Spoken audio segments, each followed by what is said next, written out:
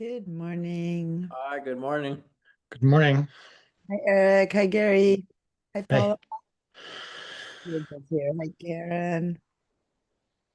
And Stan. All right. So, Eric, it's the first time you're joining us today, right? Yeah. I just bought the Adobe Cloud for 6 months too, so I'm ready to use it with You're you. ready to go. Wonderful. Hi, Sarah.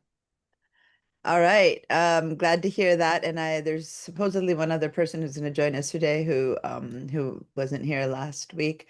And then who else wasn't here last week?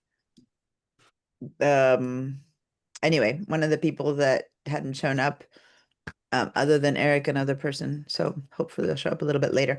But I did send everyone the recordings and everything, so hopefully they are as caught up as possible to what we've been doing. Were you able to watch the recordings, Eric? Yeah.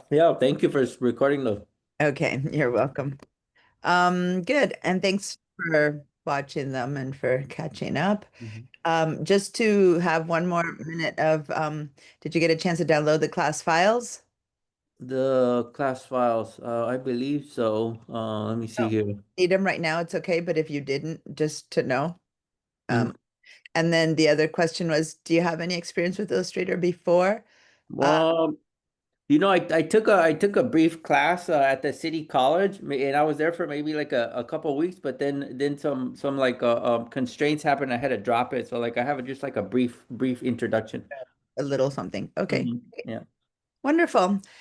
Hi, everyone. How are you all doing? It's been a fun, busy week.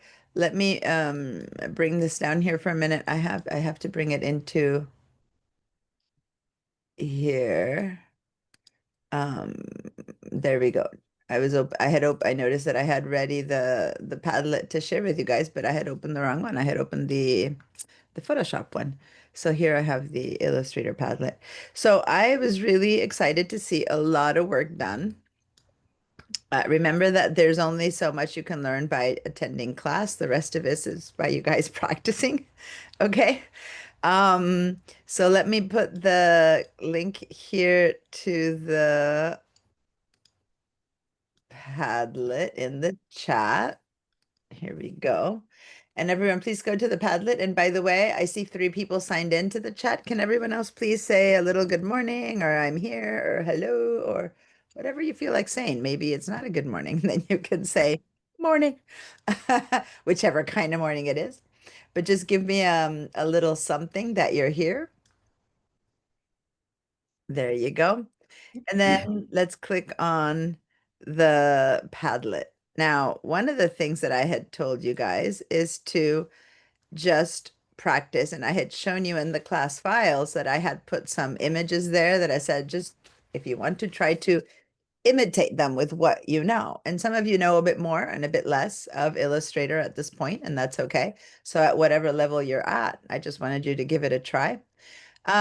So that's what um, people did and put them in the Padlet. So I'm going to share my screen right now. Oops, hold on. Oh, hold on. I'm not going to share immediately because one of the students who hasn't been here yet is just joining us, and I want to have her show up with our faces instead of a share.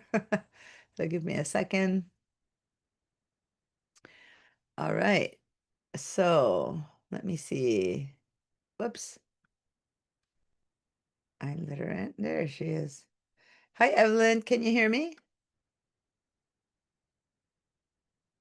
Um, Evelyn, I see that you've joined us, but your sound is off and your video is off. So if you want to turn your sound off so you can talk to us, there you go.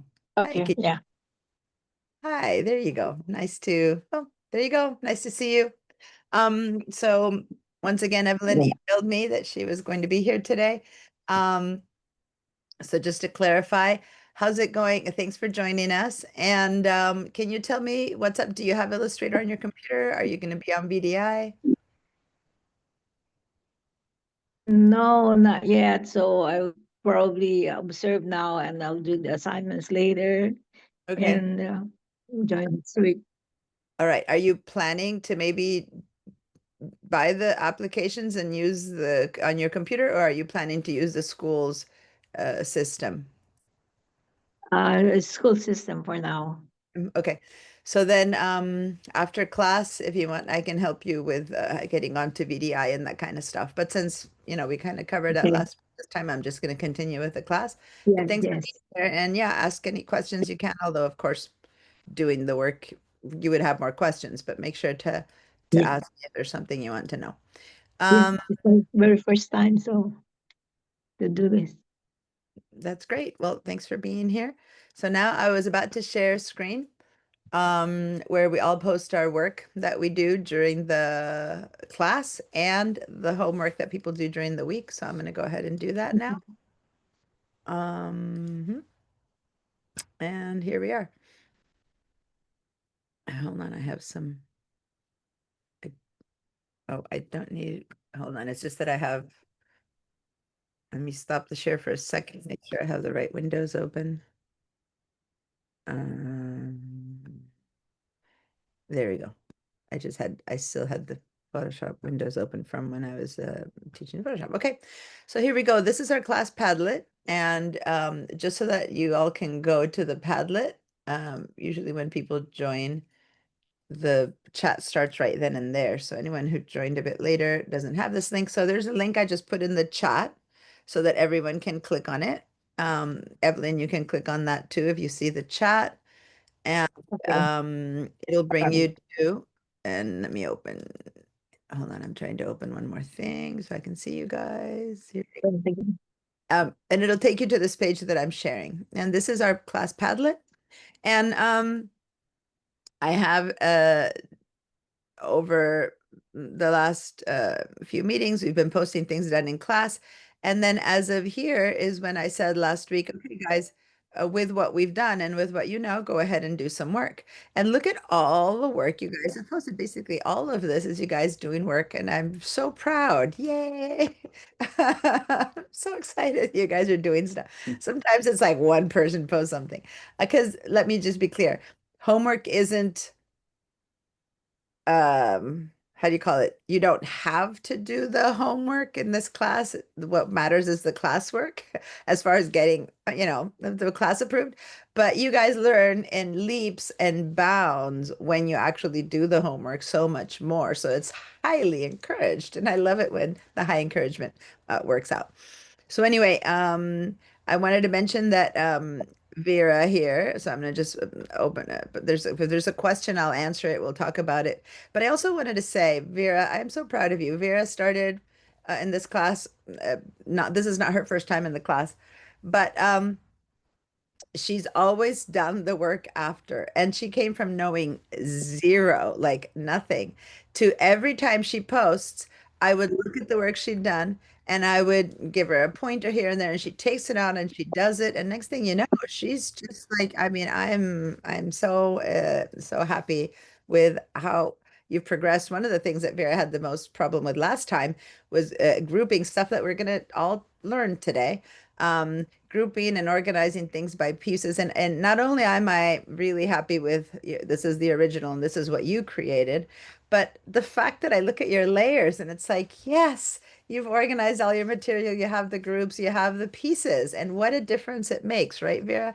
So those of you who don't know about this and what we're talking about, you'll be learning today. But I'm just so proud of Vera because this is the one thing she was still struggling with, and that looks absolutely well handled. So yay for you. Yay for trying. Really glad to see that. Now, Gary, you did something here called Gary playing with AI. So I didn't bring up Um, yet AI tools in Illustrator. So I'm really glad that you're bringing something up because I just want to ask you what part of this is AI, what isn't, and well, I would assume the little doggy is AI, but how much more of this is AI? What did you do, what not, and which tools? Since you mentioned using tools, not tools. So which tool did you use here? well, I mean, I went into Adobe Stock and got the little Labradoodle and Oh, the okay. umbrella. Oh, so this isn't the AI part. This is No, actually no, no, no, it's Adobe Illustrator, not AI. okay, wonderful. And then when you oh so the AI standing for Adobe Illustrator. So I'm Yeah. going to one who made the joke that AI was artificial intelligence for the world, except for people who use Adobe Illustrator. So even when I read yours, I first thought it was AI. And let me say why, because this could have been created by AI, this portion of it, right? By actual Yeah. artificial intelligence, but it's actually Adobe Illustrator and it's Adobe stock, which when we talk about what the libraries are and what the stock is, you'll hear about it. Okay, wonderful. So then the rest you created yourself, and Yeah, the rest I created myself. wonderful. And this is actually one of your first times around with Illustrator, I think you said, right? Last time. Yeah, I've been using Procreate and also Affinity Wonderful. Designer. And guys, these are other brands for programs that are um, doing vector images, kind of like Illustrator is. Now, Adobe is kind of the grandfather, granddam, or whatever of all these programs, and that it's been around for years, and it's what professionals use or have used for the last, whatever, 20, 30 years of life. But a lot of programs have been gaining traction over the last few years, and the Illustrator still is king, so to say, or queen. There are still other programs out there in the world that can do a lot of stuff, and the two that he mentioned, Affinity and Procreate are also vector based programs, such as an Illustrator is Yeah. that can create stuff. So you can explore around those things if you want to. All right. And then Karen, I can't show this one because when I show it, it shows gray. And let me just explain why. It's because you uploaded a PDF.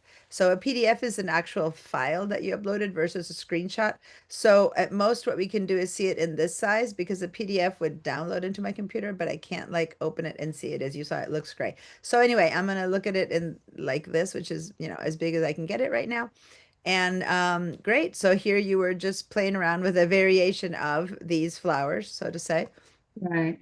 and using the shapes and the tools that we've used. And Karen has also been around these programs before a little bit. And so well done. Nice. Thank you guys. Well, I am totally brand new to Illustrator, totally brand Yeah, new I to was going to Illustrator. say she's been around Adobe, but this is her first time in Illustrator. I did forget to mention that.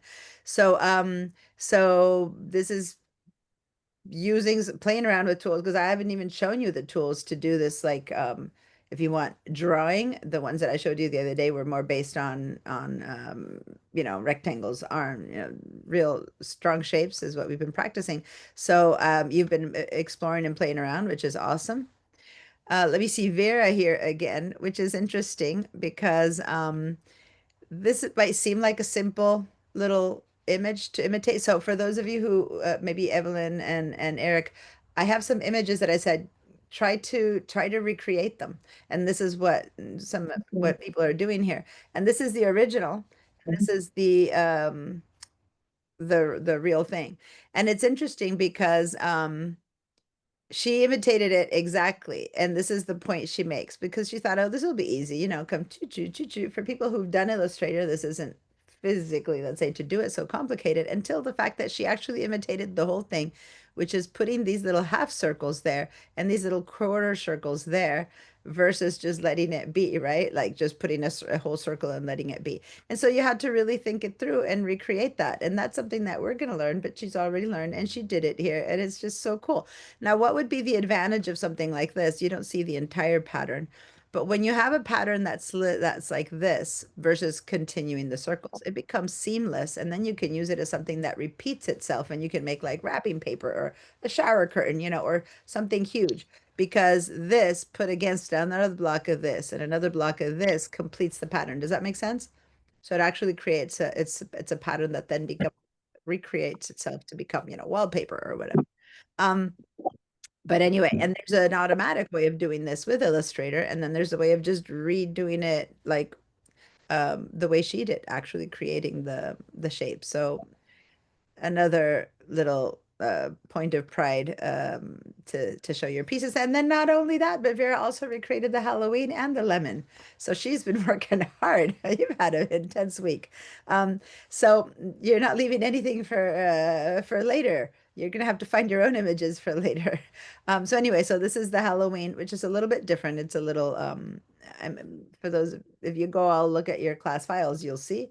So anyway, she recreated this Halloween, the bats, the spiders, and it's not exactly right, but hey, this is art, right? It's not right. I'm not trying, not exactly right. It's not. I got stuck at the end and could not group the hanging strings. I Yeah, could so not find my mistake. So here so I am. today we're going to talk more about grouping then, and we can work on this. Maybe you can even open that file and I can walk you through it to how to group the strings. But since the class hasn't yet um, done grouping, when I teach it today, then I'll give some demos and then you can share this. You can work on grouping your strings.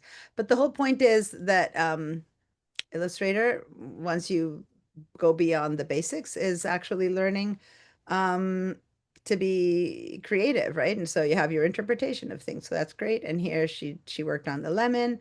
So anyway, it's like very, very, very all over the place. And here you have a question about aligning curves.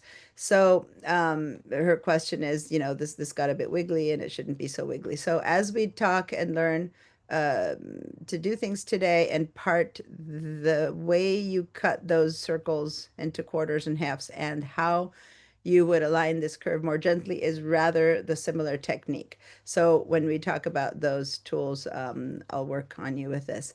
But meanwhile, I just wanted to stop for a second and say hi, Odessa. Thanks for joining us. Nice to see you. Anyway, let me see what else. Sarah, she actually went for those same flowers again, and awesome. The little fried egg flowers. I don't know if they are this, but the Matilaha poppies, which I love and adore, and I've always called them fly fried egg flowers. I just love that I found this image for you guys to imitate, so I get to gaze upon them in your different versions. So wonderful. I really appreciate that. And again, I think you're new to Illustrator, right? So the fact that you figured out how to make these shapes that are non when I say primitive shapes is the name of the shapes that are the square, the circle, those kind of things. And then there's other tools where you create these, flowy shapes. So for you and for Karen, did you just play around with stuff or did you look into get some tutorials? How did you know to use the other tools? Because both of you had not done Illustrator before. Were you just grabbing stuff and making it happen? I was just grabbing stuff. I'm trying to think. At one point, I knew what it was called, like the We'll we'll get into yeah. that. Anyway, yeah. That's wonderful for both of you guys that you got to do that. And it is one of my beginning examples, but it's beginning of an example that I haven't yet done. So well done.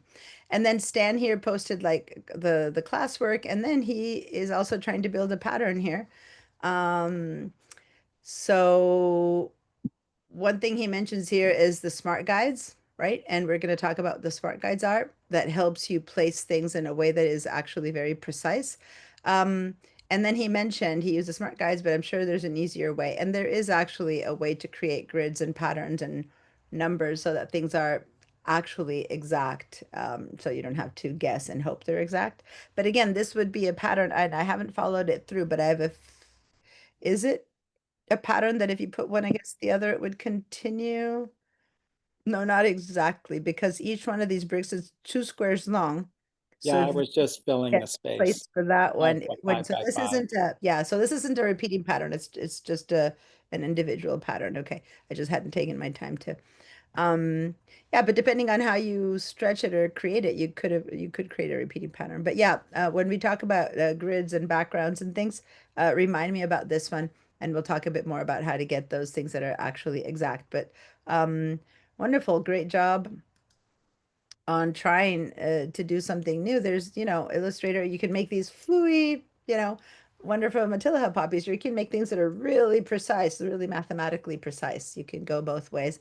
And it's just a different set of tools, and I'll be showing different set of tools for you guys. I see your hands up, Barbara. Give me a second while I head over here to Paula, who also worked on the lemon. Now, this isn't the lemon that we did. You were trying to recreate that lemon right there. But is this one that you made? Yeah. I love that. I love the little seeds and things. It's just much more alive than this one. So that's cool. Um, Yeah, yesterday when I went to check everyone's work, I was shocked and I was like, oh my God, like, because everyone is so advanced. So, Paula, wait, guys.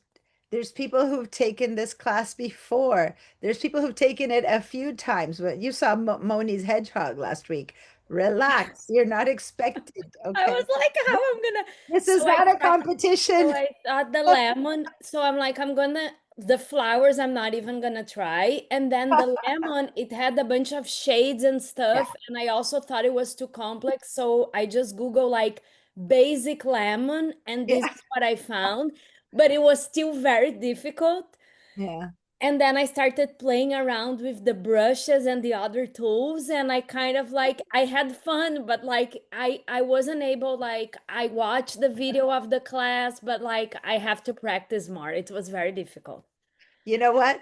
Look at Moni out there smiling. Go ahead and do like this, Moni, so they can see you. Moni comes to this class even though she's really good because she has fun with this program. Like she's It just like was loves fun, but doing like it. I Oh, started and it was like just a weird shape, and it was very like structure, and I didn't like. So I started using the brushes to see like what was gonna happen and grouping stuff, but like, that's great. But let me tell you one thing. Whenever you compare yourself, stop it, you guys. Stop it. It's okay. It's okay. And as you move forward, I'll be like, pushing you forward and being excited. But let me just tell you, Vera, do you recognize this layer looking thing here? And now compare to this one. And she has as many, and Moni's like, yep, she's seen Vera's growth. This is what we're going to learn to handle in part. We're going to be learning to handle the fact that it's hard to find any. If you try to grab that little piece here, you'd be like, where's that little thing? So being able to make things happen is in a more organized way is what you'll be learning. But the fact that you're just out there throwing things at the board and making it stick and making a really fun lemon slice, I'm very impressed. Good job. Good job. Keep playing. That's what it's all about. Okay. So I And just have to say, I was in her exact same position mhm, when I started the class because yeah, I saw also what everyone else was doing, and I thought, "Ugh, I'm never going to get there." And I have still a lot to learn, but this was amazing, and just the fact that she went for it is fantastic. So don't, like she says, don't compare yourself because I'm so everybody's at excited. different I levels. read it. I opened up Padlet last night and I'm like, oh my God, this is exciting. You guys have been doing so much work. And Shelly's not here right now, so she's going to be a little bit later. So we'll talk about it later. But look at what she's created. So anyway, and then if you actually, I want you made pay attention, not so much to the art, which is great, but look again at what this is. I feel like Shelly created this and I created this. Okay, this is where I get like all excited. You're in charge of the art and I'm in charge of how you're creating it. And she's got like the head, the hair, an eye, a left eye, the lips, the shirt. Like this is so well set up and organized so that if she needs to go in and just alter anything, even a tad, it's all nicely set up right here. And as an example of how to do things, this is awesome. So, um, hopefully she'll hear this little bit recording or I'll remind her again later because I'm very proud of you guys. All right. And again, Shelly has taken, as you can imagine, the class before, which is why I'm saying I'm proud. It's not like she came with that knowledge. She learned it here. So awesome. Okay. After making my day, because you guys have made me very happy, I'm going to stop my share, look at you guys, and finally answer. Yes, Barbara, your hand's been up for a while. Thanks for being patient. What's up? Barbara? Barbara? All right. Maybe you stepped out, so I'll call on you in a little bit. Yeah, Eric. Oh, I was wondering, so this class runs till what time was it? Mm, I'm so bad at times. I think it's 12:45. Okay, are we gonna get like a lunch break or something like that? Yeah, we'll get, well, not really a lunch break. We'll do a 15-minute break. You could eat lunch in it if you want, but you Oh, probably okay. have to have lunch at the end. All right. No, no problem. I was just making sure. I was just Yeah. asking. Thank you. Yeah, no, good question. Somewhere in the middle, I get an alarm that rings and tells me it's time for break. And then, right before, right after, when I'm finished with what I'm teaching, then I'll take a break. Sometimes it takes 10 extra minutes. Sometimes it takes, I do it 10 minutes before, depending on where we're at. Then we take 15-minute breaks. Okay, cool. No problem. Thank you. Okay. Cool. So let's get with it. Now, and I already stopped my share, but just as a little review of what we've been doing, we basically really have had one full class where we've been working with materials and we've been doing shapes, we've been putting properties, we've been giving them colors, no colors, opacity, transparency, we've been finding out that the background is called, what's the background called? The thing that we do our art on, what's it called? Artboards. They're called artboards, and that we can recreate them. We can make as many shapes as we want. They're not really there in the sense that they're just showing us white for us to see what we're painting with, but in reality, the shape itself is the part that fits. So say that if I were to uh oh, there you are, Barbara. Sorry. Was calling on you a little bit earlier, but hang in, let me finish my mini little review sentence here. So everything we've done is just about pulling the shape out as it comes. And I've shown you in one tool only, but this is going to be something that repeats. So I'm going to remind you that when you use your mouse, when you grab your tool, it's two different things happen if you just click your tool or if you click and drag your tool. So the same tool pretty much every time has two different ways to be used, with a single click or with a click and drag. With a single click, you would be able to do things by the numbers, like maybe something like what Gary did, which is sorry, what Stan did, which is very precise. You need an exact number, otherwise it's not going to work. To make a pattern that's very precise, you need exact numbers. And then for things like a flower or something like that, you would definitely be working with dragging your mouse around to create things that are, if you want, imprecise, or just the shape that you feel like drawing. So that's something that's important. We also talked about shortcuts, zooming in, zooming out. Who remembers? I will be calling them out, but does anyone remember the shortcuts now? And people who aren't very experienced with the class maybe might want to answer this one. Do you guys are a bit newer to the course? Do you remember what the shortcuts are to zoom in and zoom out, for example? Oh, Command plus command minus. Yeah, there you go. Yeah. Who's new to the class? Command if you're on a Mac, Control if you're on a PC, right? And then plus to zoom in, minus to zoom out. Now, I will be saying them all the time, but I want you guys to be able to produce them on your own, which is why I'm doing right now.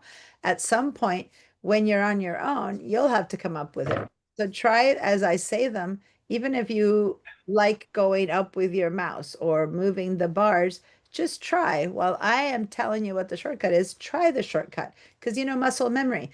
But not only try it, if you just hear me say command plus, and then you go and you find your command and you plus your way, that's great for muscle memory. You're going to go ahead and begin to learn to do it. But I would recommend, and this might sound weird that you'll be muttering to yourselves, but I'd recommend that you also say to yourself, command plus, control plus, command minus, like saying it, because between doing, saying, listening, and actually seeing, all of that is how you're going to learn it. Does that make sense? So I would love to see little muttering lips behind the scenes of you guys, like talking to yourself about what you're doing, because all of it together seals it into your brain. Okay. And my way of teaching, and I accept different ways of teaching. I've chosen a way of teaching where I teach you the tool so that then you can create your stuff. I don't care if you make the beautiful flower or not. If you decide instead of the beautiful flower, you're going to create a beautiful person with that same tool, or an ugly person. I didn't mean to make it be beautiful or not, but like the whole point is, do you know how to use the tool? So my goal is for you guys to use your tools and learn how to use them so that then you can create whatever you want. Okay. So Shelly, you just didn't hear me, but I was like praising your graphic to no ends, and I was actually very excited also to see the layers and how beautifully organized they are, and how you have everything grouped into parts and pieces. And anyway, so I just finished that whole review, but here's Shelly, the maker of that last image that I showed you. Yeah, And sorry I'm late. I got pulled over and got a ticket for going 5 miles an hour over the speed limit, which I thought was kind of oh my cheesy. God. Oh Anyway, no. Oh no. That's no fair. Go to court. right? I mean, everybody with me was going that fast. It was weird. He Anyway. just wanted to talk to you. Oh, I'm so sorry to hear that. I'm glad you're here, but I'm sorry about I think why they just and pick how one you're at here. random and you were the unlucky one. They must have, yeah, they have to. No fun. Anyway, so before we jump into Illustrator, Barbara, your hand was up. Yeah, what's up? Yes, I had a question on the bricks. Mhm. Though what looks like the mortar between the bricks, was that placed in there? Were the bricks placed so the background showed through like mortar? Okay, let me actually share my screen so people go to Padlet, you guys, so that you have it open. And I put the link in the chat. But meanwhile, I'll show it over here. And you're talking about Stan's image. So Stan, Yes. um, my guess is that this is a stroke, but Stan, what is that? Is it a stroke? It's those are all rectangles that we used, and the lighter that would be mortar or space is the is it's called stroke, the border around. Yeah, the border is the stroke. Yeah. Yeah, and the fill is the tan color. Mm-hmm. So that's just a light beige color for the Beige stroke. stroke. So it is a stroke. It's not the background showing through. No. Thank you. As well. It's nice. I like it. Well, Thanks. in fact, remember how we talked about one of the things that I showed you last week is how maybe you guys remember, but let me just use this to, oh, see, I can't, when I zoom in into Padlet, it doesn't, that's as far as I can go. Remember that the shape itself is only as big as what you guys tell me. I'm not going to say it. What's that line, that blue line that was in the middle? What's that called? Does anyone remember? The line that gives you the shape of the object is Path. the path. Okay. So the path is that line that gives you the shape. And the stroke hangs out half to one side and half to the other side of the path. Okay. So in creating a shape like this, there's the question of, do you abut shapes to each other, path to path, or do you abut strokes to each other, stroke to stroke? You know what I'm trying to say? Because it's not the same thing. So one thing that I don't know without taking this apart and asking you to open it is whether the two that path and that path right there are touching and that the strokes are overlapping, or if you actually have a stroke that's only half as big as what we're seeing on each side, and that when put together give us a thicker stroke. I wouldn't know. Do you know what I'm trying to say? Unless I see it come to part. So Stan, do you know Right. what These were just, a half inch by 1 inch rectangle width, and then the other 1 inch by half inch with the Yeah. stroke and the smart guide. So they're all identical Mhm. except for the angle. And the smart guide allowed me to overlap them. Overlap them? So you So the probably strokes have, overlap and don't duplicate. so the way it's happening right now is like path to path, and the strokes are one on top of the other. Does that make sense? You Exactly. guys, okay? And so then you get it exactly as if you try to align stroke to stroke, that would be harder to get it aligned exactly because, and I'm going to show you the smart guides in a minute. The smart guides have this function called a snap, and a snap is when one piece and another piece are really next to each other, then they kind of go slook and they snap, kind of like a little magnet. They bring themselves together, and they'll do that path to path. So anyway, when we go into Illustrator now, I'm going to show you Like that. to learn. And here we go. So Thank let's you. open Illustrator. And for those of you who weren't here the other day, this is that hedgehog that I was talking about, that Moni showed us the other day, where again, I was very proud of Moni for the art and proud of myself for the layers. I had never said it that way, but now I'm just noticing that that's what's true. Anyway, so guys, let's make a new file. All right. And in this new file, in this document, remember that we can choose what kind of document we want to make. And the last one you ever made will show up here as your recent item. right?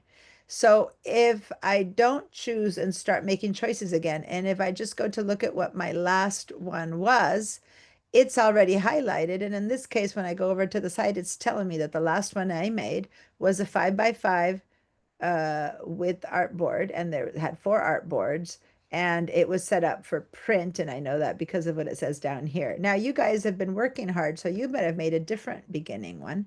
So just in case, we're all going to create it from scratch. But if what you have as your last one is this one, then you can just go ahead and say create. But if your last one that you made is different than this, then let's head over to print, because I want everyone to start with the same exact image, and also for the practice. We're going to recreate that same one. We're going to go to print. When you go to print, the last one you made isn't there anymore, and it just giving you some basic samples of what you can make, and I don't want that one. So instead, I'm going to go over here, and I'm going to start by changing the measurement system to inches, and then we're going to make this one be 5x5. And there we go. So we do 5x5. Now I could do 5 and then move my mouse over to do another 5, or to fill all these things, I could do the first one and then I can use the tab key. So without moving my mouse, if I just do tab key, it kind of takes me, each time I say tab, tab, tab, tab, it takes me step by step through all the other choices. So just so you know, you could also use your tab to move through boxes. And then here we're going to start with 4 artboards. And I'm going to just go either write it, or I can use this arrow, tick, tick, tick, tick, to move up to 4. It doesn't matter if it's, what orientation, because 5x5 is square. And for now, again, we're going to ignore the other settings. We're going to go with the fact that it says 0 over here. But I do want to point out today a little bit to this thing. The color mode, CMYK, refers to colors of ink.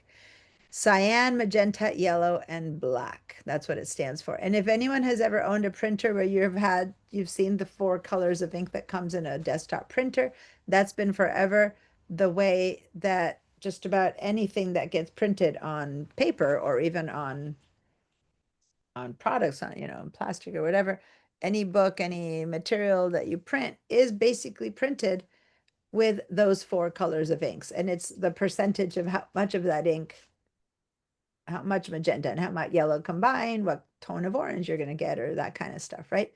So that's the kind of stuff that I teach a lot in the digital design techniques class. And we're going to, that's a class that comes, I start teaching in a few weeks, I believe. I don't have the dates right now, but it's in the evening, in the top of my head, but it's in a few weeks, Monday and Wednesday evening. So if you guys are interested to know much more about the process and how to combine all these programs together, the class is, I believe, is full right now. So if you want to take it, you need to let me know, and I need to send you a form with my signature. So that's another issue. Anyway, so right now, if you're to Is go, that the one that's in the classroom? no, digital design techniques is going to be online. Because No, there's one that's in the classroom. what's that? There's one that's in One the we're going classroom. to talk about. Yeah, that's the creating compelling content. That's what's in the classroom. But I will also allow people who want to take it from home to stay home and take it. And I will be doing it high flex, like I do my other courses that are, I just take them, I teach them from school, and then you guys can be on Zoom while I'm with the people who are in person. Diana, so the digital techniques is going, even if it's full, it's possible to take? Because I wanted to join and I saw that it was full. Yeah, yeah. If you write to me, and I'll give you a signed form and you sign it in. It used to be they would just sign you up because I'm allowing you. Now they're not going to let you in until the day the class starts, but that day they will allow you to get in. It's a new rule, Okay. and it's driving me Okay, crazy, thank you. but yeah, you can add, because a lot of times people don't show up. So there's always more space. Yeah. Okay. So let's say create. And so here we're starting with 4 artboards, 5x5. Now, how can you tell they're 5x5? What's missing here? What should I do in order to see that these are 5x5? Do I see numbers anywhere to give me an idea of how big these are? The ruler? Yeah, I'd like to see rulers so that I can see if these are really 5x5. So how do I turn on the rulers? All of this is review, which is why I'm letting you guys speak. Use your brain cells. retrieve the memory from in there. Like, how does rulers show up? And I know some of you guys are holding back because Click on the rulers over on the right side. well, there are no rulers to click on. That's the whole point. How do I see the rulers? Under Where it says ruler and grids, there's an angle. Click on that angle box. Not on mine. I don't have a ruler. Over on the right side? No. Well, let me see. Could I? You are right. I've never done it that way. Thank you, Barbara. Over here on the right side, there's a thing that says rulers and grids. And if you click on the first one, rulers turned on. There you go. There are so many ways to do everything in these programs. And I have never turned the rulers on from here. So congratulations, Deanna. I have learned something. Thank you, Barbara. So that's one way. The way I usually teach, because this is true to every computer program I know, from Word to to Illustrator to Photoshop to Pages to whatever, it's the Command or Control R, right? It's one of the most ancient shortcuts in the world, and so every program has adopted it. So that's what I was looking for. But one more thing I was looking for, I'm going to turn them off again with the Command R again. Then there's this one that, of course, duh, rulers and grids. Why not just turn it on? But I want to share my entire screen for a second instead of just this window to show you, because for Mac people, when I share my window, you don't see these up on top. But anything that you want to see, think about the word to see, right? I'm viewing something that I don't see, you would go to the view. And this changes how you view your program. If you're not seeing something, it could be under view or under window, depending on what you're trying to see. And view is going to change the way we view. And remember, we had said, go to view and say show transparency grid last week, and we had seen all the white disappear and we see the transparency grid. So that would be under view. And then when you go back again, now it says hide transparency grid. All right, from the same places where you would go down to rulers and show the rulers or not show the rulers. But the main reason I'm going through all of this is to show you that when there's a shortcut there, for the ones that you use a lot, it's going to be written next to that spot in the menu. For better or for worse, this one here has no place where I can learn its shortcut. And if for any reason you're not in this window, say that I had been, and watch, say that I had been drawing up an object. You don't need to do that. But you see that the moment I'm drawing an object, I don't see anymore the request show rulers over here. See how it's gone? And that's because the properties panel is considered a contextual panel.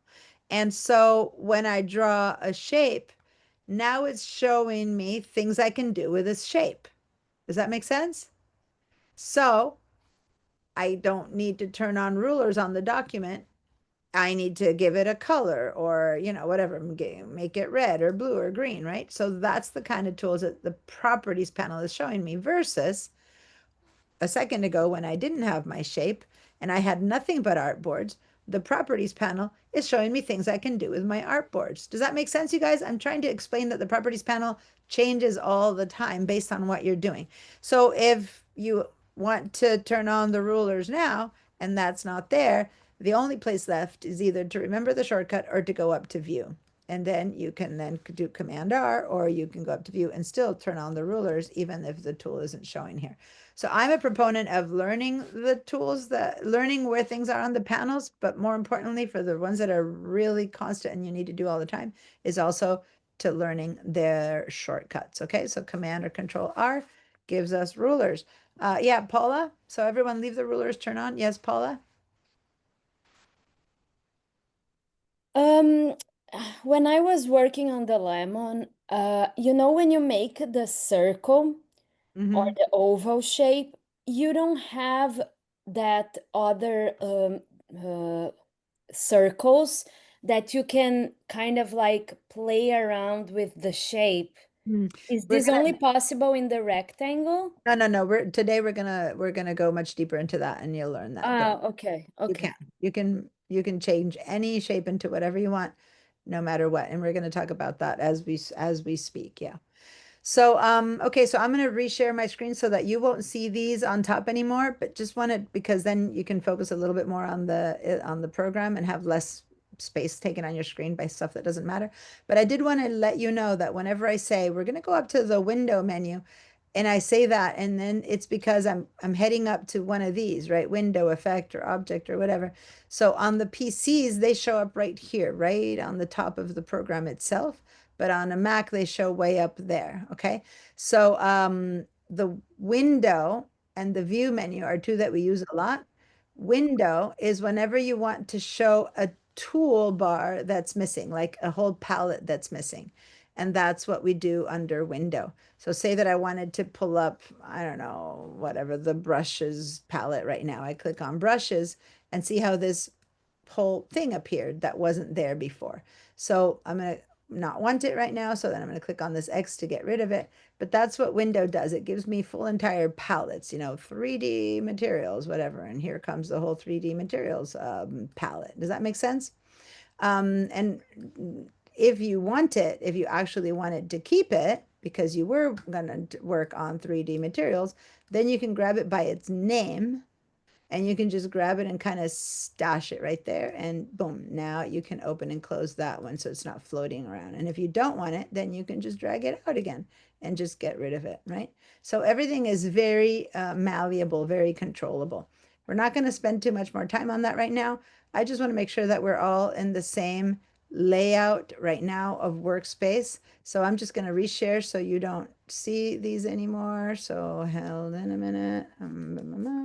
I've got these two and share and back to Illustrator. Okay. So then,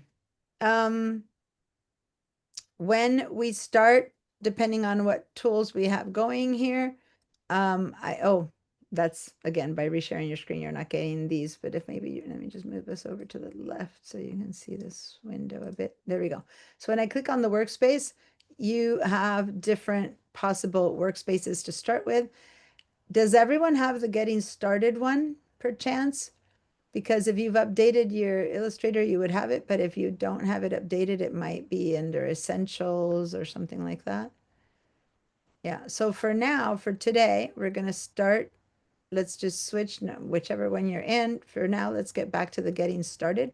We're going to see what it's the toolbar that's the most different is the getting started toolbar. So I'm going to show you that for a minute here. Because in the getting started toolbar, you have it's already in two, by default, it's in kind of in two layers, right? The tools are in two layers, and you have the black arrow and a white arrow, and then a loop arrow, versus in most of the rest of the toolbars, the tools appear right after the black and the one down after each other. So it's a different kind of layout. And on top of that, it has names. Like these are the selection tools, these are the shape tools, these are the drawing tools, modify. And none of the other toolbars, no matter what you write, have any names. So it's kind of like a teaching mode kind of, here, I'm going to move everything over so that I have to stop moving things out of the way to teach you. So it's like a teaching mode kind of version versus if I go to typography. See, the tools change there, the tools change over here. Look at all the different tools I got on this little sidebar in my typography one where I can open up and close a bunch of different things versus versus the getting started. Okay, which is much cleaner and simpler, has less stuff, which is fine for now. Let's go to the getting started. Even for those of you who've done this before, if you want to stay in whatever bar you are when we find things, of course, you can find it on yours. But for now, we're going to start over here. And it is a less tools than one of the main setups, but the essentials that they created about a year or so ago, this one was really stripped down to almost no tools, and I didn't like that one too much. So I was usually moved you very quickly to Essentials Classic, which is every tool under the sun, like everything you can imagine got thrown at you. And it was kind of hard to learn to use it. So I think that the getting started is a good one, that it has quite a few tools. But it doesn't bombard you with everything that's possible. Now, the only reason I'm showing you all of this is to let you know that whatever you see right now, there's so much more, right? And so, but instead of getting overwhelmed with the so much more, learn what's there. And whenever we use a tool that's not there and we turn it on, learn how to turn on tools. And then it's a matter of playing and saying, well, I wonder what's under this. I wonder what's under that. But first, let's work with what's there. That's more than enough. All right, Barbara? Your hand is still up. Is that the same question from before? No, but I found what I was looking for. Okay, Eric? Oh yeah, so sorry I don't know if you answered this before, but after I bought the program, I'm not able to like log into the Adobe Cloud. Is there like something I need to do after I purchase the 6 months for $50? Yeah, did you sort of follow all their instructions and download it and Yeah, it just gives me access to Illustrator Beta. Is that what? no, it should be giving you your regular beta. But let me say, did you use the pipeline account? Or Yeah. Maybe you could help me when there's like a break or something, and I'll just like uh, follow along. let's do that. I do want to, I would at the beginning of class when I asked you if you were set up, that would have been a good time. But Yeah, I thought I was honestly like and then I'm trying to log in and I'm just like on beta and okay. it So if it's beta, if you're on the beta and you're opening up and you're starting, you can still follow what we're doing right now. Then then a little bit later, I can help you set yourself up with the right one. Okay. okay, for sure. Thank you. Appreciate it. You're welcome. All right. Remind me though, because I want to make sure that I do it during break. Okay, thank you. Don't I just take off a little bit. And I do know I need to do something during break, but we can give you guys a little bit longer.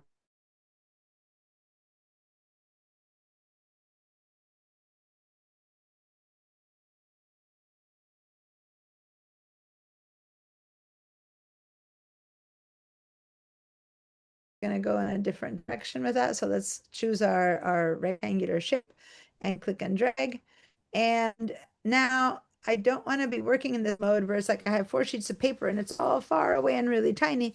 So after I've made one rectangle, I can go ahead and do Command 0. And Command 0 is fill my screen.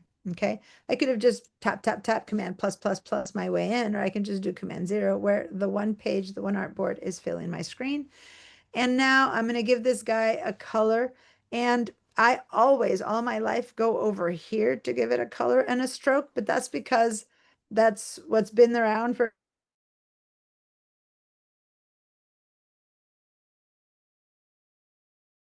But now in these little extra toolbar, the basic option of changing the color is showing there. Why not right there? I click right there. And one thing that's new for people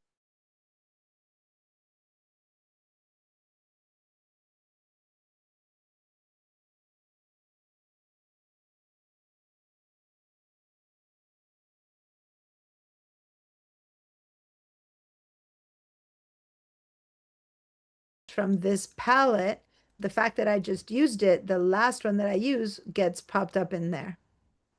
So I'm going to go ahead and click on, it doesn't matter where, because these are here again. They're not different ones. These are not colors that I've created on my own. It's just that I've been using these, and so they've populated that area. When you start creating our own colors, that'll be cool, because then you can have them as a little swatch over there. Anyway, so I filled it with one of those colors, and that's all I want right now. And now I want us to create an ellipse or an oval, a circle of some kind or another. In this case, just switch over there. Since this is still selected, when I create one, I'm going to the same set of appearance properties that I've chosen, which in this case, the only property I've chosen is the green color. So I have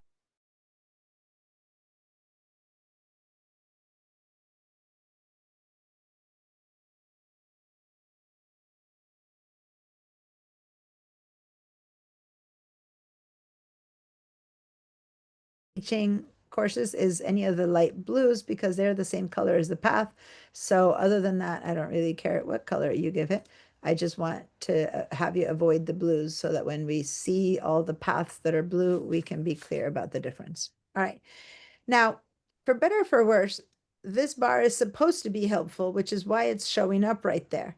But if I don't want it because it's in the middle of my art or something like that, and it bugs me, which it does bug me because now suddenly it's right over me. If you move it, you have to move it from this line right there, and you can either put it on top or the bottom, get it out of the way. I tend to put it down here in the bottom. And then when you start using it, it kind of tends to sit there where you put it. If it isn't sitting there where you put it, there is one more choice. So you go to these three spots because these three, let me move it up so you can see these three dots. Then you can reset the bar position to where it wants to live, right? And then when you do that, it follows you around. See how I move it down there and the bar is down there. I move it over here, it goes down there. If I were to grab this one, the bar moves under that. And when I move it there, it moves under that. So that's the default set for this toolbar. It's to follow you around. Now, when I'm working on something that's complicated, it bugs me. Like I want to be able to see my image. So if you have it that way and you actually were to move it, like I'm going to move it down here, then you can also go and click on this and I have to move it up so you see the thing. Then you can move it and say just pin bar position. Okay, so you can pin it to stay in one spot so that it's there, but it doesn't bug you, which in a way, it loses its property of being helpful at the tip of your fingers, but it also, as far as I'm concerned, it gets it out of the way when I want to see my stuff. So your choice, how you prefer to use it. If you want it to follow you around, that's good. But if you don't want it to follow you around, then put it down there and say pin bar to position with those three dots. And then it'll be there if you want it, but it won't be there like I feel like it suffocates me. But anyway, that's just me. Okay. So now we have these two shapes, and this is a little bit the in response. Well, this is something I would teach you, but it is also a response to Paula's question. First of all, this black selection tool is a tool. I've got some weird noises coming from the background somewhere. I'm not sure where. Maybe someone who's moving around. It might be Evelyn. Let me just see. If I hear it again, I'll tell you. Oh, yeah, something was happening to Evelyn because she just dropped out. There was some stuff coming in from there. Yes, Barbara? You're muted.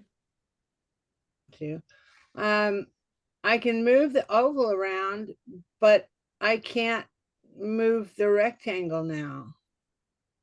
Okay, I wouldn't know why you wouldn't be able to move the rectangle unless you When block. I click Change on the it, tool.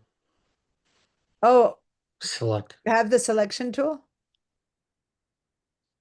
Or are you still in making oval shape? I made the rectangle. I put a color in it. I made the oval, put a color in it. And then to I move it around? have a box around the oval. Okay, so go back, make sure that you have your black selection tool selected again. Hi, Evelyn again. Looks like you got dropped out, but I'm glad to see you're back. Yeah, somebody called me, so it's okay now. So this top tool is the one that we use as our hand to move things around. If you got that black selection tool, and the shortcut for it is, who remembers the shortcut for the black selection tool? V. V. Okay, V for Got vandal. it. Thank you. I used I'm to say sorry. V for van, and the word can be totally confused, so now I use a weird word. Now you can move it around. Thanks. So this set of little black white boxes that shows around might look like it's part of the rectangle, but in fact it's not.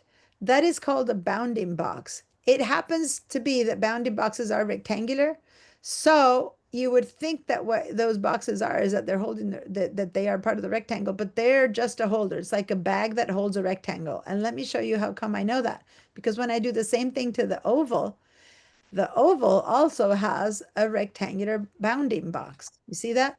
And the path that draws the shape is inside of that. It's the same thing with the rectangle. It's just that the path that draws the shape happens to also be rectangular. So they're two in one. Does that make sense? Now, how do you know even that? You got to take my word for it. No, let's select two of these at a time. Notice that if I select this one and I select this one, the selection moves away. The bounding box goes away and on the other one. So in order to select two at a time, I need to hold one selected, hold down the shift key and select the other one.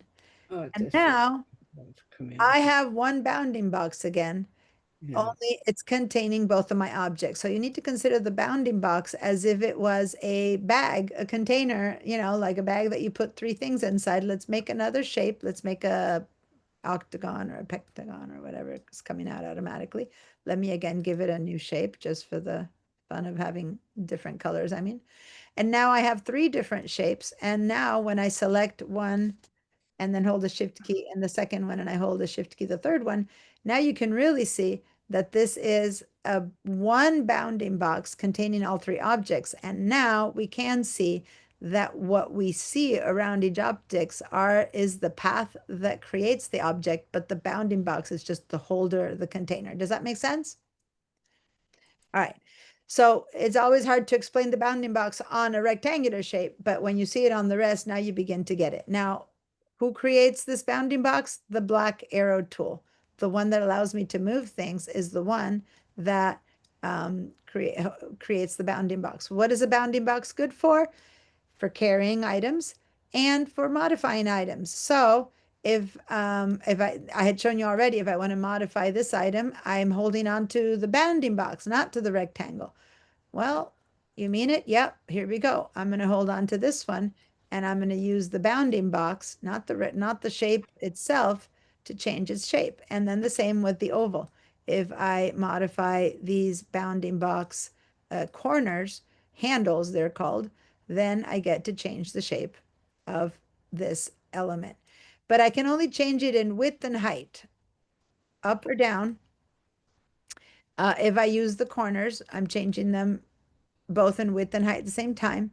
And then if I put my mouse a little bit outside of one of the corners, or even outside one of the edges, it doesn't matter. I get this little curved double-headed arrow, and then I can click and flip the shape around.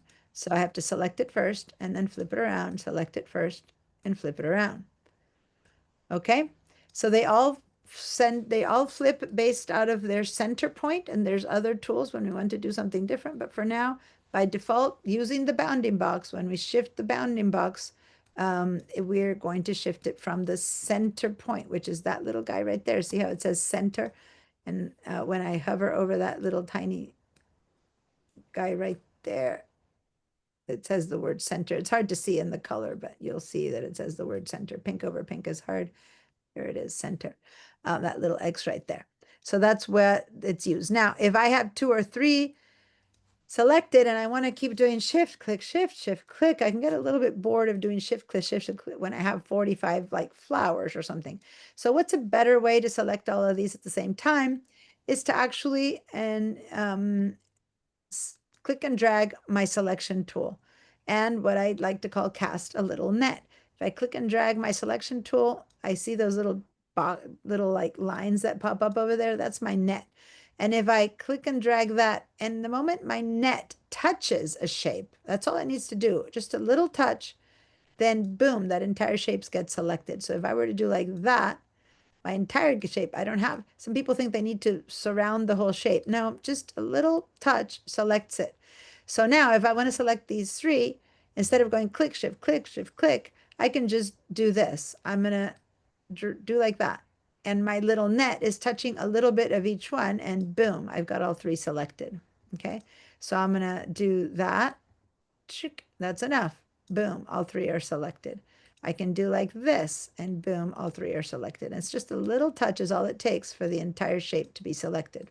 Okay, so practice that. And if you overlap them, it's all the same thing. Maybe all I need to do is that and boom, all three are selected. Now, if I were to want only two, then I would have to do like that. Okay, so practice selecting more than one thing with your mouse. Now, what if it's kind of hard because they're overlapping in a certain way that you don't really want? You really can't seem to be getting only two. You really only want one because they're in a bit of a weird position. Then there's another tool under the selection tools, which is this one, which is the lasso tool. So the lasso tool, instead of giving me this rectangle that comes up with the top one, the lasso tool allows me to kind of draw a little selection, so I can just do like that. And it comes in handy. Think about it again when you have something like 5 flowers and you want to get 3 of them, you can just kind of grab around only those 2 or something like that, you know. So in this case, it doesn't really matter because it's such a simple image that we can do this easily. But consider when it starts getting a little bit more complicated. And I'm going to go back over here to some of the stuff that you guys made. Say that I wanted to pick up only that leaf and that leaf. I wouldn't be able to really create a little rectangle. Like I wanted to get that leaf and this flower. Then with the lasso tool, I could go in and just create a tiny little loop around those 2, and the rest would not get selected. Does that make sense?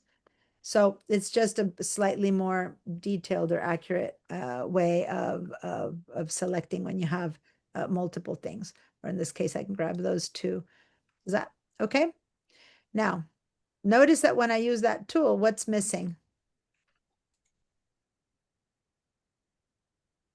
What's missing? Okay. Bounding box. The bounding box is missing. Yeah. Different type of selection. With my selection tool, if I had selected these 2, I get a bounding box around those 2. But when I use the lasso tool to select, I only get the actual paths of the shapes, and something we haven't seen yet if you've done an oval. So we're going to start talking about what this other kind of selection tool is. But for now, to learn that, we're going to go back to the regular selection tool, the one we've been using, and we're going to separate these shapes for a little bit so that they're not overlapping. And we're going to go ahead and we're going to move over to our white or direct selection tool. Now, these are all selection tools, but they all perform different functions. The white or direct selection tool, so the A is the shortcut. So if you think about it, V and A, you know, the exact opposite shape of letter, is the white direct selection tool. Now, the direct selection tool, when I click away, everything is deselected. When I select, it doesn't give me bounding boxes. It doesn't give me bounding boxes. And if I try to select 2 of them, it still works. I can click and drag, but it doesn't give me bounding boxes because the direct selection tool isn't selecting the object the way the black selection tool gives me. Rather, it selects the paths that are creating that object. So in fact, I just noticed, I had never noticed it before. When you hover over a tool, you know how you get that little Black box. animation here that tells you what it is. Notice, and I can't move it down or it'll disappear, that it says select entire object. I hadn't ever paid attention to that. It actually is saying what I just said. It selects the entire object. And the object with the black selection tool is held by the bounding box versus when you got the direct selection tool and you select the shape, you are selecting the paths and the anchors that give direction to that path. So if I click on this shape, let me zoom into it a little bit. With the direct selection tool, now it's showing me that I have, and let me change the color of the stroke so we can see the stroke better. We never really changed. Let me give it a orange stroke. There we go. And let's make it bigger because when it's small, it's hard to distinguish, but I'm going to make it a big stroke. Now you can really see the path really well. So the path is what gives the object the shape, but the anchors is what gives direction to those paths. So that is called an anchor, and that is called an anchor, and that is called an anchor. Okay. So the anchors are what make the path change position so that we finally have the shape of my object. Now, the paths are important because they can either be straight, the anchors are very important. They can either be straight angle anchors, which is what these are. I get a straight line out of it. Same with this one. Let me again change the stroke to a lighter color and make it fatter because I forgot that we needed to be able to see our thing. So I'm going to do that. So again, these are anchors and they are straight angle anchors. So the line that comes out of them is straight, versus when I click on the, and again, I need to give it a light colored, some other light color. Yeah, I don't have that many light colors here with another bigger stroke. Okay, so versus when I get into an elliptical, that's the path. It's a curved path now. And when I click on this anchor is more complicated. Not only is it giving me the path that shapes the object, but it's giving me two handles. And these handles are something that if I now, so all I need to do to pull up those handles is click on the anchor. And then I can go grab the handles from those little like tips that it has. And then I can start modifying the shape of my path and the angle of that path and the direction of that path, either by pulling it out or in or up and down. So up, click on the anchor, and then up and down or out or in. Okay. And that's how we make the shape of this curve change with the white selection tool and activating the handles of an anchor. All right. So now I'm going to zoom out a little bit. How So do you get the handles again? clicking on the anchor. So click on the anchor. And it, as you notice, I'm only doing that on the elliptical or the oval or circle, whatever you drew. So if I click on the anchor itself, I can move the anchor. See, I'm clicking the anchor. But to change, and so yes, does the curve change because I'm moving the curve? Of course it does. But if I want to keep the anchor where it is and still change the curve, then I have to grab the handles. Okay. I can't get a handle. Are you on an oval and are you on your I'm white? I'm on the oval. But are you on the white selection tool? Direct selection tool. No. Okay, that's it. The Okay. white selection tool. Now I've got one. Thank you. These little boxes that we're seeing here aren't anchors. They are the handles of the bounding box. And you can make it skinny or wide, fat, tall. That's all you can do. But when you really want to alter your shape, you have to use the white direct selection tool, because then you can actually alter those elements that create that shape. Does that make sense? Yes. Flip it around, have a little curvy thing going. All right. So now what can we do with the good old rectangle? If I want to change this shape with the white selection tool, and I try to grab one of these anchors, well, right now, if I try to grab one of these ankles, all I'm doing is moving it. So what's wrong? Well, I need to be able to isolate this anchor from the rest. And over here, remember that we selected the shape and then we selected the anchor and then we were able to move it. So it's like 3 clicks. So this is the same. 1 click is select the shape, 1 to select the anchor. And notice that by selecting 1 anchor, now it's blue and the rest are now white. And now a 3rd click to actually begin to move that anchor. Now, once that has been isolated from the rest, then I can actually begin to modify the shape of this as well. So the white selection tool, it's not that it takes so many clicks per se, it's just that one is to select the shape. And then if I try to move an anchor, they all move together because they are all pre-selected together. So you need to isolate that one by clicking on it one more time. It stays blue, the rest go white. Then you can grab it and start moving. And then you can start modifying your shape to your heart's content. And very cool. Grab any anchor and start moving any of the anchors to modify my shape. Well, only anchors? Nope, not only anchors. You can also modify the shape of this by holding onto the path. You mean like the path between the 2 anchors? Yep, so if I grab the path, I can also modify the shape of this because it moves the path, which then moves 2 of the anchors, which then moves the other paths that are next to it. So suddenly I'm moving 3 paths and 2 anchors by grabbing 1 path, right? Because everything that goes around it also gets moved, right? So you can move it from the path or from specifically from the anchor. but you don't get any handles because it's just straight lines. Versus on the circle, when you click on an anchor, you get those possibility of just, yeah, moving around the shape. That's one thing you can do. But you could also move the angle. Can you move the path? Yeah, you can grab it from the path as well. And then it moves all of that and the anchor and the handles. Okay. So at first it might feel very out of control, like how do you get the shape you want?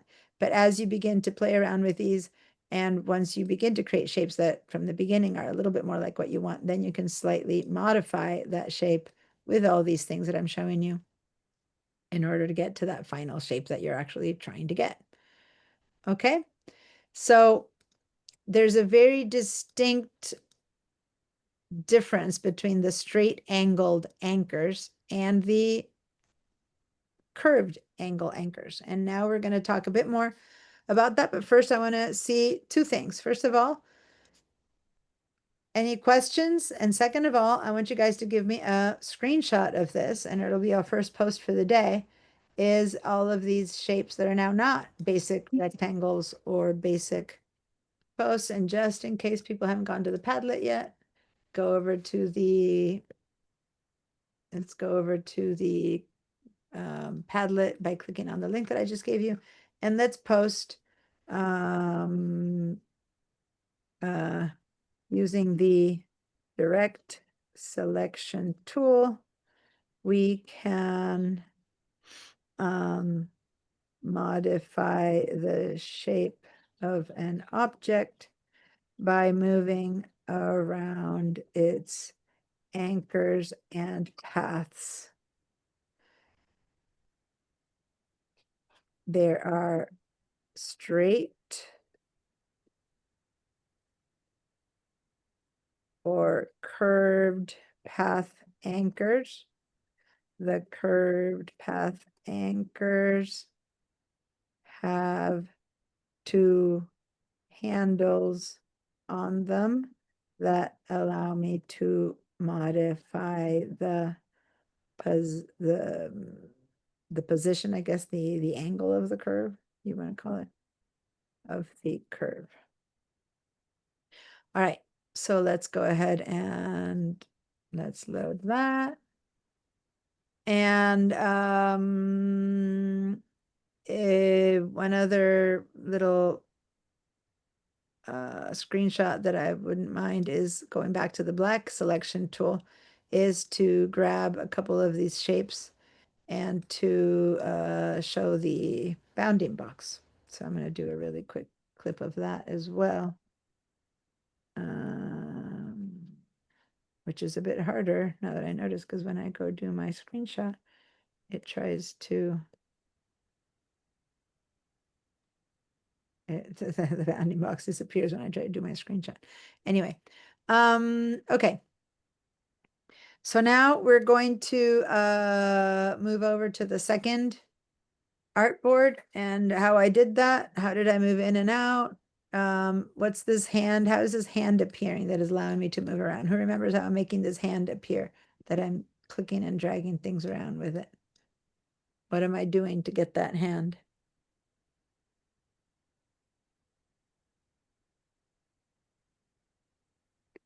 Spacebar.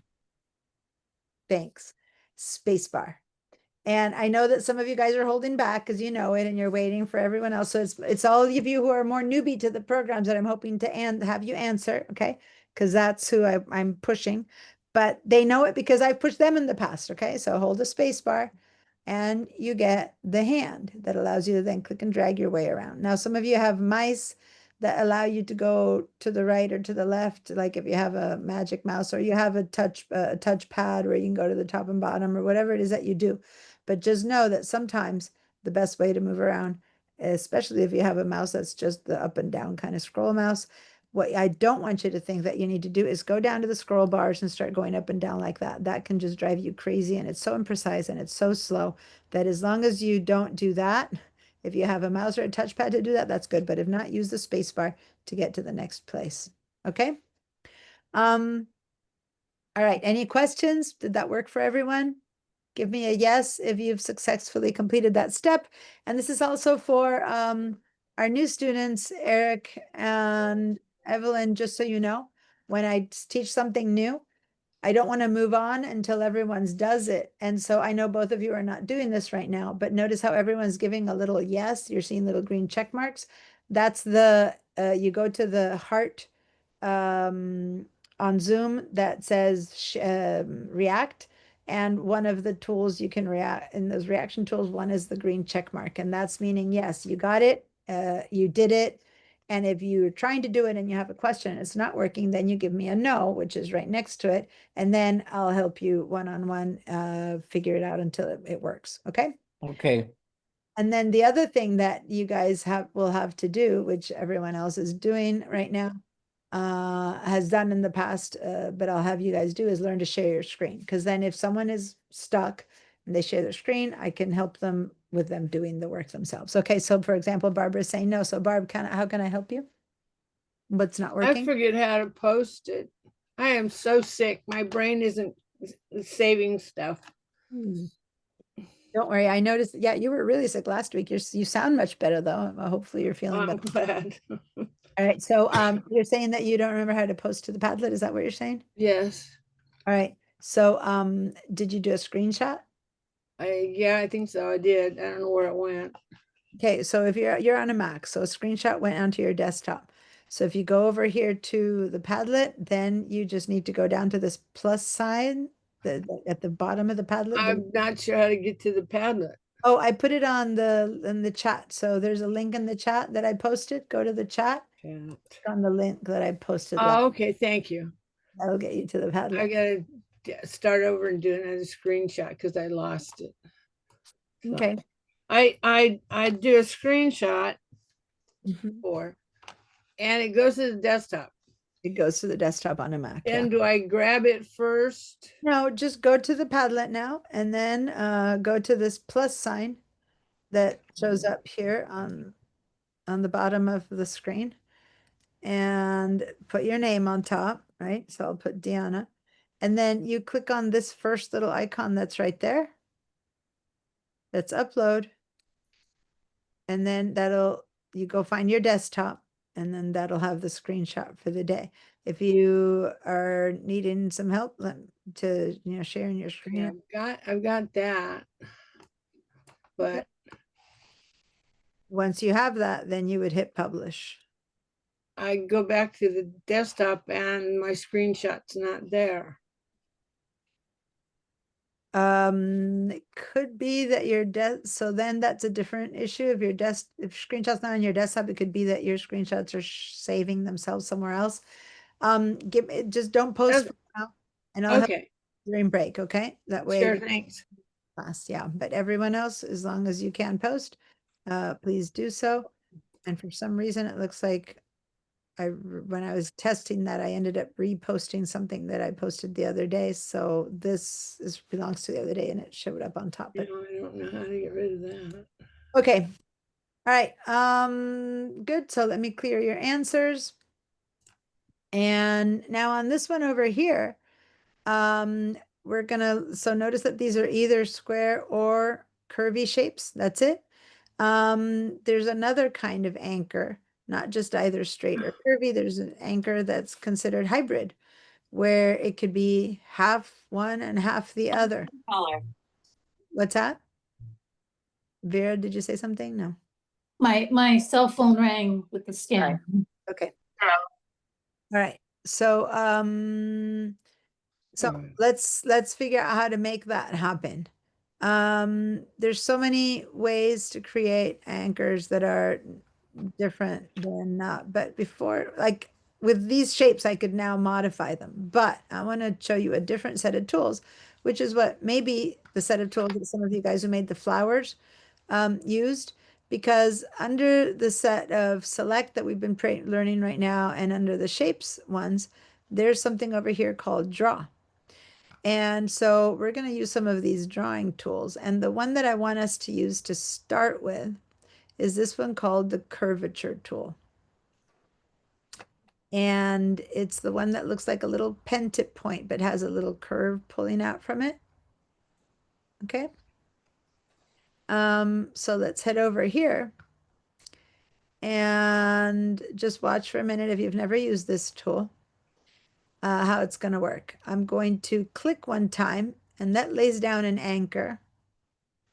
And then as I move my mouse around, nothing seems to be happening at first.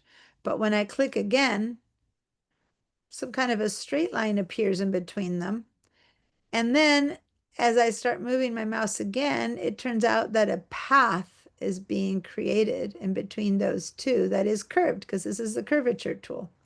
So I'm going to click again and click again and click again. And in fact, I'm going to click over here, and I'm going to click over there, and I'm going to click over there, and I'm going to click over there. And next thing I know, it's coming out in the colors of the last one that I touched, right? So that's why it's inheriting the same stroke and fill. But every time I click, that path that I'm carrying around, kind of like a little spider web, is reshaping that last one into the new position. And then I can't leave it like that. Like, it doesn't stop. It doesn't let go until I touch the original initial anchor. And once I do that, see how now there's a little circle under my tool, and it's like, dink, I've closed the circle, and finally I now have my full shape.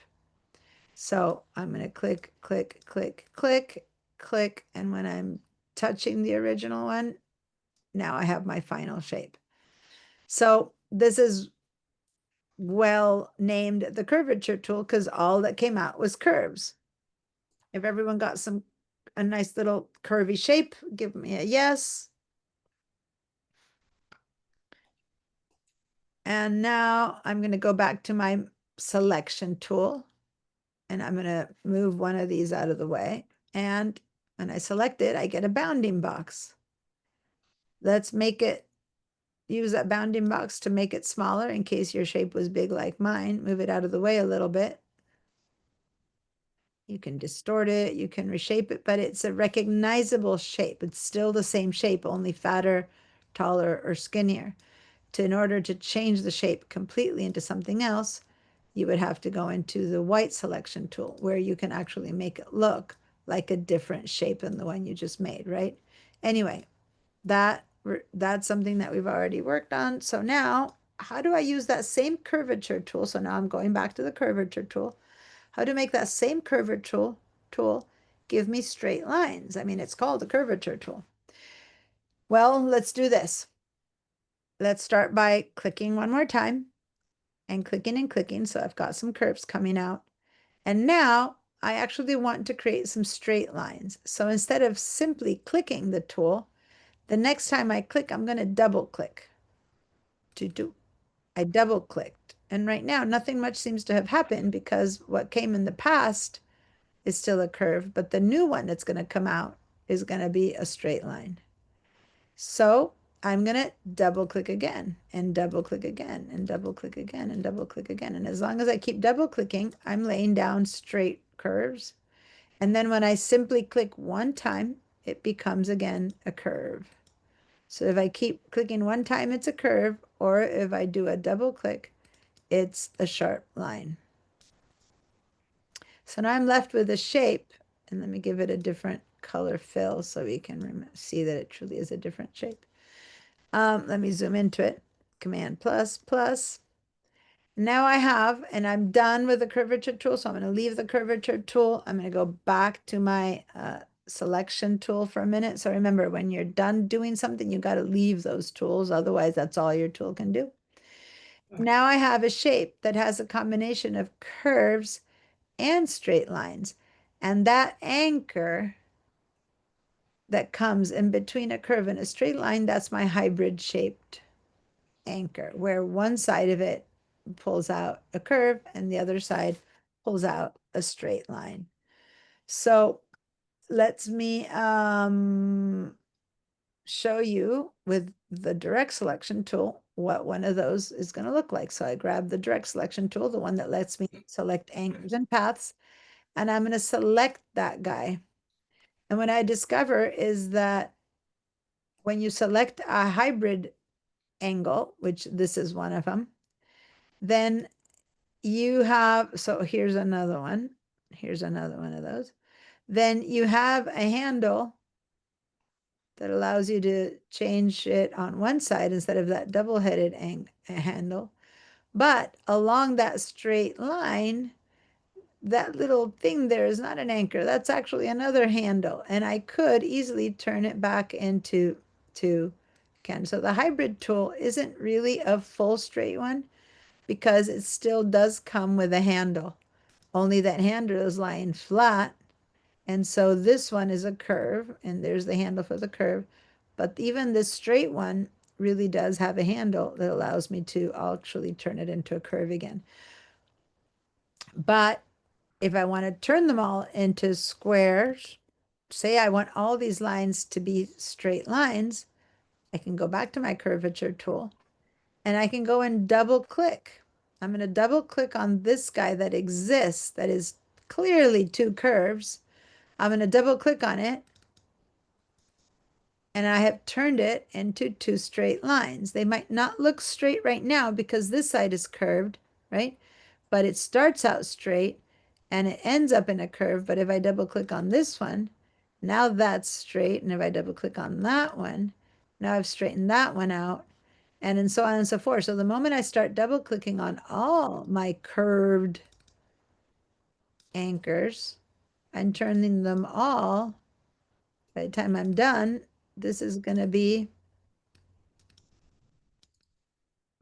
full Oh, I see. straight lined shape.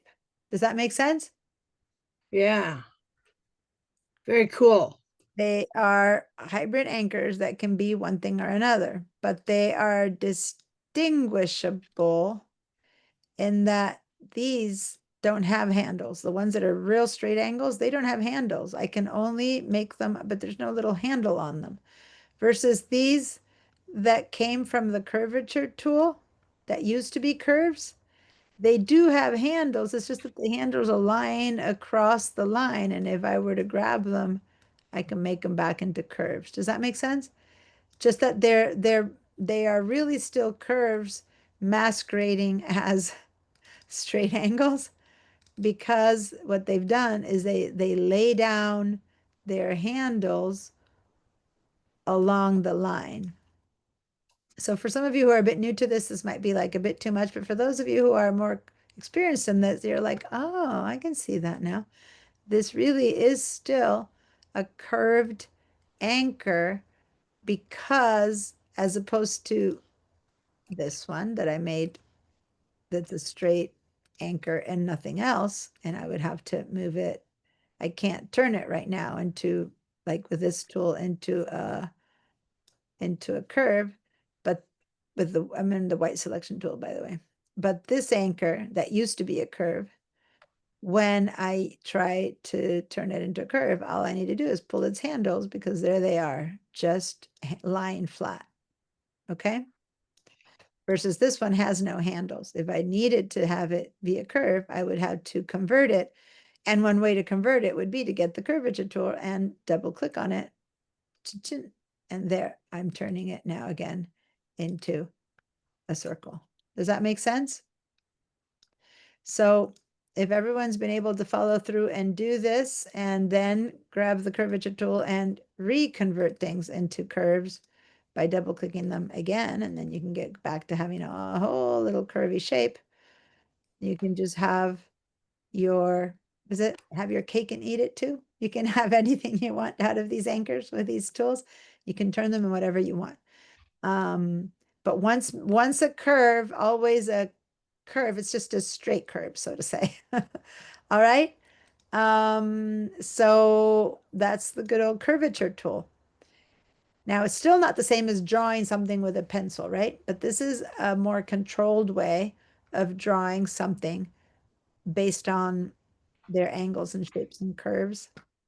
If you're all able to do that, give me a give me a yes, and then give me a screenshot of some part of the shape that has hybrid angles, hybrid anchors, and we're going to talk about that. So I'm going to just do a screenshot of this little bit here, example, and post that. But give me a yes if you're good with that, or raise your hands or ask questions if you need.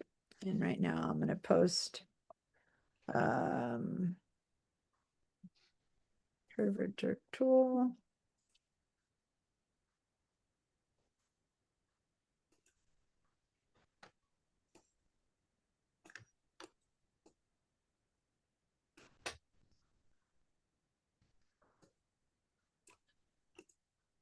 So curvature tool allows me to create curved shapes with a single click and a straight shape by double clicking the tool.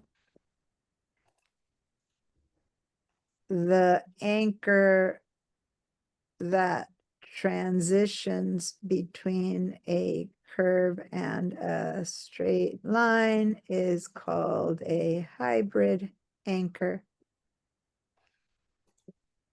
They can all be manipulated by using the white or direct selection tool.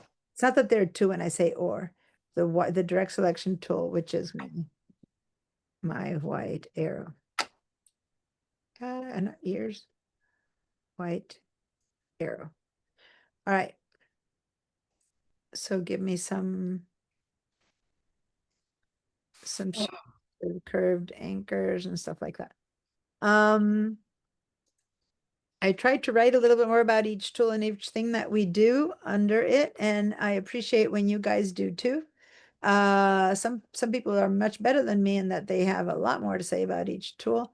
And some people put nothing in it. So just remember to use this as your as a place to come back and learn about your tool, read what other people say about it, but also say that at some point you just want to see the things that you posted or the things that I posted. You can go into this little search area right there and you can write my name, for example, and then only all the posts that I've been making will pop up. You see that? Or your own name. Say that you just put in the things that Moni posted, right? And so then you see what Moni posted or stuff like that. So you can just collect your own posts that way, or others like that. So anyway, I like that someone you're writing them in here. Who's this? Vera. So you're just writing it in the art itself, which is great because at some point the Padlet will go away, but you still have the art that has your own instruction in there too. So that's actually a great way to do it as well. All right. Remember that I need you to post because I can't see your screens unless you're in trouble and you share your screen. The rest of the time I don't see your screen. So the only way for me to know that you're following through is because you're posting the work. And why does that matter? As I told you before, really quickly, for some new people, this is a class where you're going to get a pass or a no pass. And you're not going to get a better pass because you give me a complicated shape or a lesser pass because you give me a simple shape. As long as you show me that you're practicing what I teach you, that's a pass. You know what I mean? Some of you are making a complicated shape out of it because you're more advanced, and some of you made a simple shape. But as long as you know how to make a shape that's a complicated, a curvature tool with right and straight lines, that shows me you're doing the work. All right. And that's what I need you to do. So don't forget to post your work. All right. How are we doing? I'm getting yeses on everyone. Mostly, not everyone. So how's it going there? Odessa, people who haven't said yes, please give me a yes. Well, I'm using a beta version of a web illustrator. So for some reason, my print screen isn't working. I must have clicked something wrong. I got the first print screen to work, but I'm having issues getting the second one. So you're on a PC? I am. My Mac is being repaired. Okay. Because you can also over here, this post shows you how to do, you don't need to use only print screen. You could use the Windows key Shift S on a Windows. And you can then get a screenshot. It goes into your clipboard. It's like a paste. It's a copy actually, and then you can paste it in like Command or Control V to paste it. You could try that. The print screen is almost too much. It would give us the entire screen versus just a little bit that we need. So anyway, try that. Okay. Okay. Thank you. All right. Diane, how do you slow everything down? What do you mean slow everything down? Well, all my tools, they just go so fast, I can't control them. Oh, okay. Well, that's a Mac thing. You're in my Mac class. Why don't you can ask me that on my Mac class, but it's you go to your system settings and you go to your tools to the mouse and you can make it react less fast. Yeah. And that'll slow everything else down? Well, that'll slow your mouse down, which is really the only thing that has a certain speed. Everything else. Okay, thanks. I will definitely do that. She's in my Mac class too, which is why those some of you guys if you I teach Mac classes also, which is how to figure out how to use your mouse, how to use your computer. I'm sorry, not your mouse. All right. So that's the basic way of designing our shapes. There's a bunch of other tools there that we can use, but for now, based on that, you could probably do a lot of whatever with this tool alone. With these sets of tools, you can do a lot of what people have been doing as homework. Since we are around break time, and before we start with something a whole nother set of tools, I'm going to have us take a break now. And then meanwhile, I am going to give a longer break because I'm going to try to help Eric with his applications. And I had told someone else I would help him with something. I think, Barbara, what did I tell you I wasn't help with? It wasn't this. It was something before that. I don't remember. Was it or someone else? Was it someone else that I was going to help with some other part of their computer? Okay. So instead of 15 minutes, let's do 20. So it's 11:42, a bit less than 20. I say 17. So let's say 11. So be back at 11 a.m. Okay. So that gives you a bit more than 15, a bit less than 20. And then that's enough to help Eric and me to still run and get I need to go get my tea, my coffee. So anyway, see you guys, okay, in a minute. Eric, I'm gonna go and I need to heat up my tea. I'll come back, help you, and then I'll go pick it up. All right. A I'll be second. right here, okay? Don't go anywhere. All right. Be back. Okay. Mouse, here we go. Tracking speed.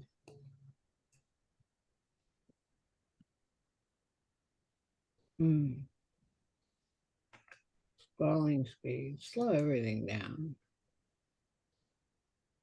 Oh, my head hurts.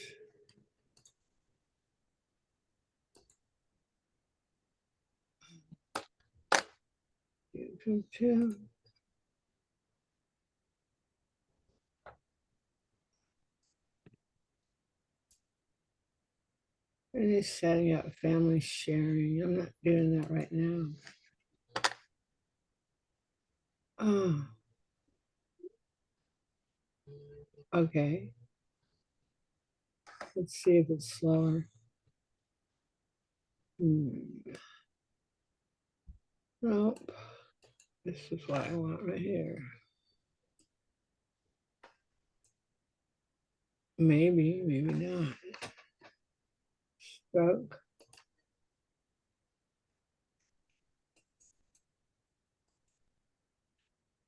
Okay.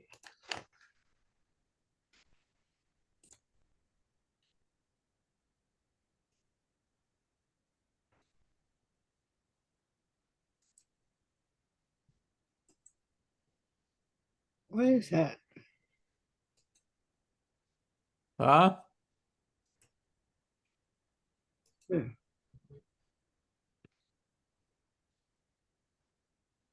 Hmm.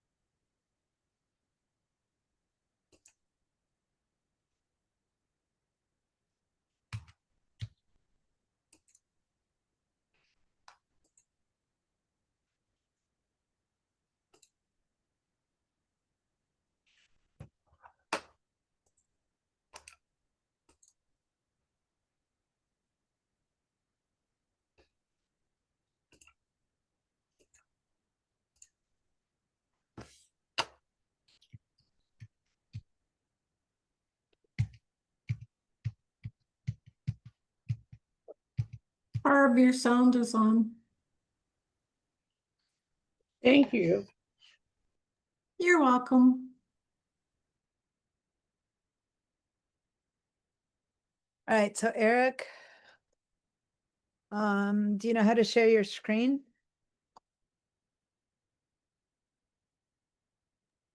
What was Eric, that? do you know how to share your screen? Yeah, on the share, right on the bottom. Yeah, so it's Okay, are you on a Mac or on a PC? a Mac.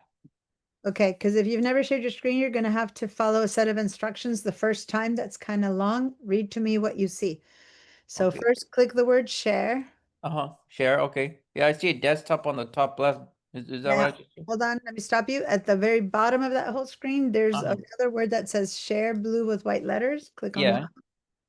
Now it should say something like system settings. You need to change. Let me see. Oh, no, you already had it set up. Oh, that made it even easier. Okay, Could you see it now? I see it. Okay, Okay. so you said that you had installed. Yeah, well, I mean, I bought it, right? And it's through College Buys. Yeah. And, Mhm. and so it said your order has been received, but then it says orders that move to processing. So it like it told me that it's like it's gonna send me an instructions on how to log in. So do I just have to like wait for it? Your account allergies has been approved. Go to the top one. Mhm. Good. They first need to check that you're a student. You have orders. They will move to the processing, and it'll be done 10 a.m. Monday to Friday. So now so you're not ready to go. You have to wait until they send you an email with instructions, because that's why I said it takes like a week or so. Oh, okay. You Oh, started dang. this All right. when you started it. You got the fact Trying to get my that finances in order. yeah, so then as keep checking, because today's Friday. So it might be that you might see it show up sometime later today or not, but keep checking your email, and you'll get an email that is a whole set of instructions of how to download it, and follow them very tightly. Don't use any other email. Don't use, make sure that you read in exactly what they say, because if you choose the wrong thing, then it might take a long time to fix it. Once All right. once you get that email with information of how to do it and you follow instructions, then you'll be able to download the stuff. So I can't really help you download it because you don't have it yet. Okay, for sure. For now, I'll just follow along and take notes, and then Yeah, as soon as you can install it, which will be in the next, if it's not today at all, then it'll be in the first few days of next week. You'll have until Friday to get in there and work and do all the stuff that we're doing today. Okay, for sure. Yeah, I apologize for that. I was trying to get my finances in order, and I finally bought it, and like I'll just try my best to follow along right now. No, I mean, since you already bought it, I'm not going to bother. There's a VDI version, but if you've never installed VDI, just teaching you how to use VDI for the next hour of class is not worth it. Yeah, Because you have it. All you need to do is install it and it'll be much easier. cool. Yeah, I'm excited. I'm gonna mess around with it too this weekend, and just try to get like get the hang of it. Well, as long as you get it by this weekend. If not, you might have to wait because you Okay. might not get that email today. They Oh yeah, yeah. take a while. Okay, well, thank you, Dan. I appreciate it. You're welcome. How are we doing? We still have a bit of time left for a break. Oh, yeah. So I guess I'm going to get a few more minutes to have a break. Okay, so I'm going to mute everyone and go on a break.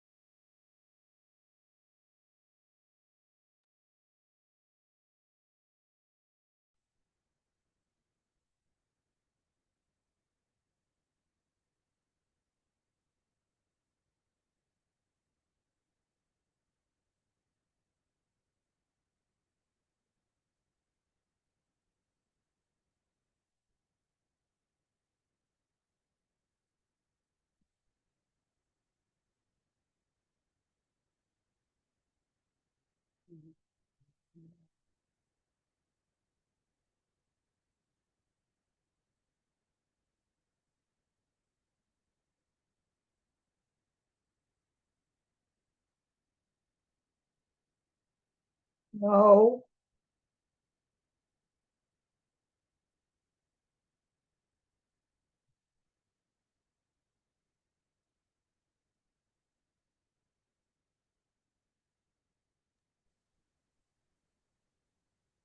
Hello, we're back.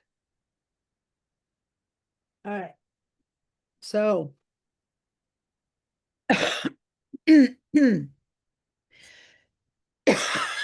well, it's cold today, you guys. I am I'm gonna put a little blanket around my legs. Not a complaint. I actually prefer cold to heat, but I wasn't prepared. Um, all right.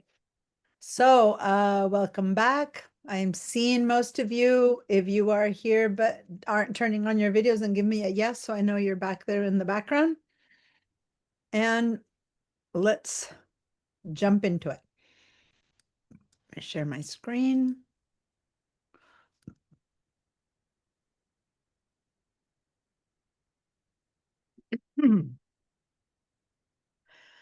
Okay, so Illustrator. All right. So so there's other ways to draw in Illustrator that are a bit less technical. And some of those would be the rest of the tools that are here under draw. And I usually show these later in the game because right now I normally keep going with other kind of material that I want you to learn. But I'm going to go ahead and show you some of those right now. So let's move over to the third artboard. And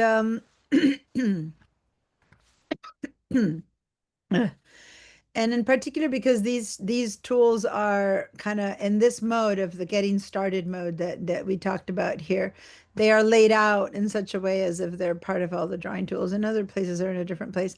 I figure I'll show them to you in a minute, in a couple, and then as we move forward with other practice, we can keep using a different set of tools. There's another one here I want to show you, but let's move over to the draw ones first. I'm going to make a really quick exploration of this one, which is the first drawing tool Illustrator ever had, and it's still one that I use a lot. And it's the opposite of the curvature tool in that it's the straight line tool. And if you click and click and click and click and click and click and click and click, all you get are straight lines until you get to join the last one. And all you get are straight lines. So it's really useful if you know that what you're going to do is going to have to be very straight. So you don't have to be double clicking. And the thing too is that these straight angles are the real ones. And what I mean by that is that they are, if you try to zoom into them, sorry, I'm zooming out. If I zoom into it and I look at these straight angles, these anchors are true straight anchors. They don't have those little hidden handles that the curvature tool gives you, which is like the semi-straight ones, right? And can you make curves with this one? Yes, you can, but it's a bit more complicated. And so that one is what I'm not going to teach you. You're welcome to learn it on your own. But basically, it's if you click and drag, click and drag, click and drag, click and drag, click and drag, click and drag, click and drag with this tool, you end up also with curves. So both of these give you curves or anchors. They're worked so differently, though, that this tool for the regular pen tool, this is called a pen tool, to make curves used to take me 3 days to teach in class. So now I don't bother teaching it anymore because ever since the curvature tool showed around, making curves is much easier. I only use this tool now to teach it as a tool to make straight lines because it's much easier that way. So consider that as the tool to make things that are going to be only straight, and this one to make things that are going to be curvy or curvy and straight hybrid, right? Which most shapes, like a guitar, I might have a straight arms on this edge, but then you want to do the curves, and so the curvature tool was the perfect one to do that. Does that make sense? Okay, so the other three tools that are here are basically the pencil and the brush and the eraser. So it's a bit more like the tools that we use on a daily basis. Well, but they don't really act exactly like we would if we were drawing on a daily basis, but let me just show them to you. First one is the pencil. And when you use the pencil, the first thing that it's going to do is it's going to be just a line without a fill. So if I click and drag and start drawing with this pencil, no surprise, I'm drawing with my stroke. And this is the stroke that I had on that shape, remember?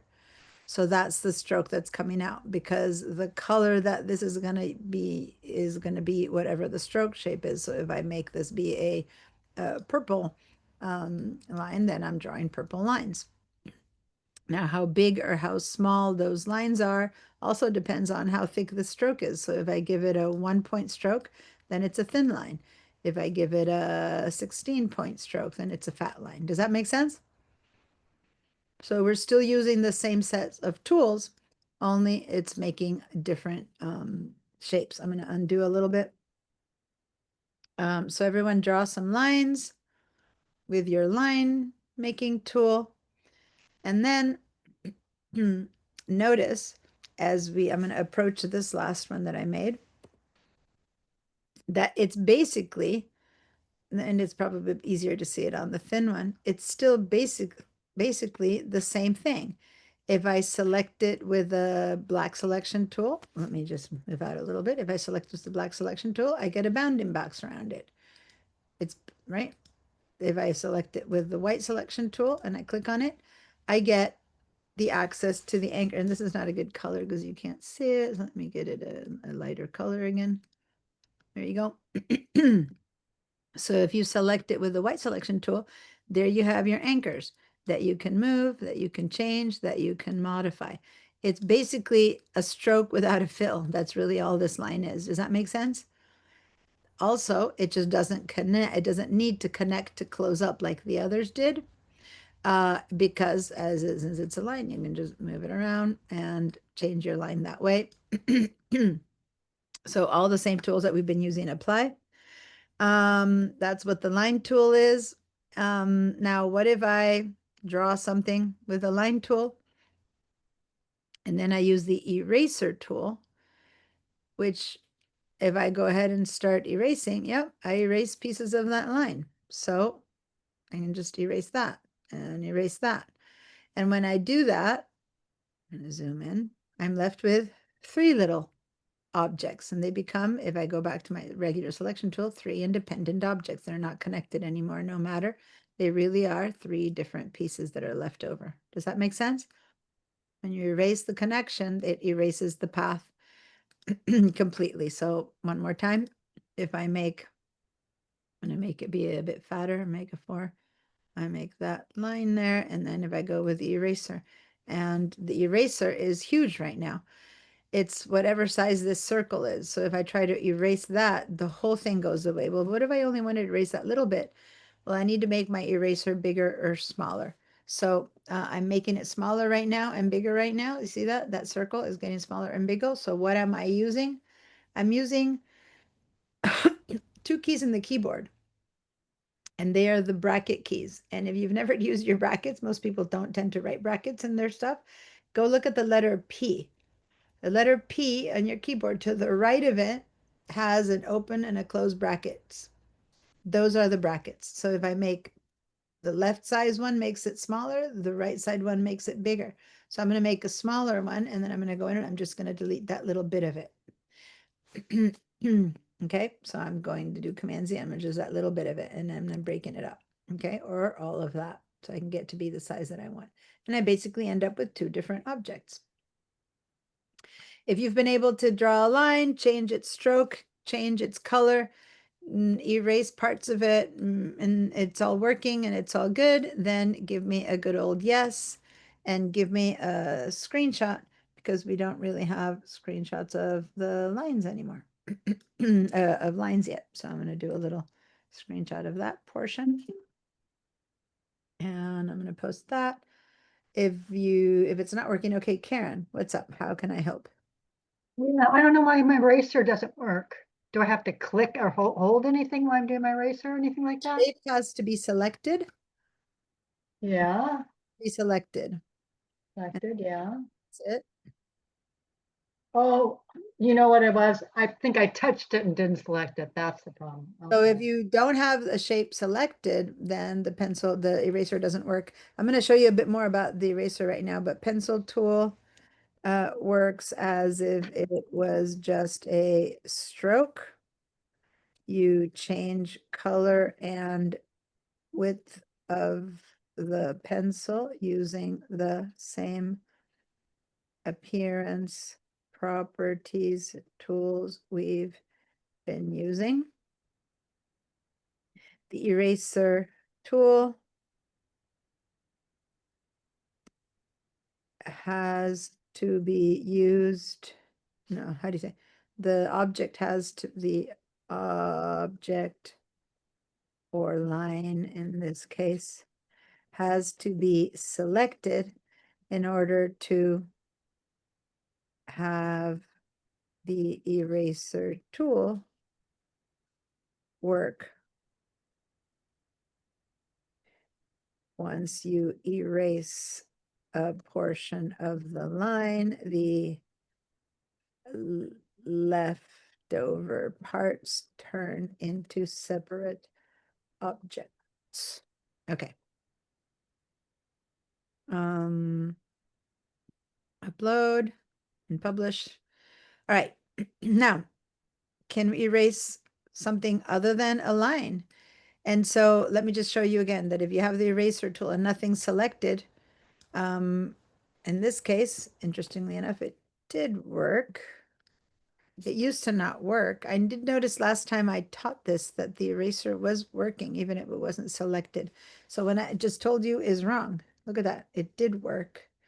And I'm surprised. In the past, it didn't work. So then I don't know why it didn't work for you before, because now that I'm trying to erase that is not selected, it is working. So let me go and correct that, because that is how it used to be. And I thought, oh, well, they didn't change it because it didn't work for you. But now you're telling me.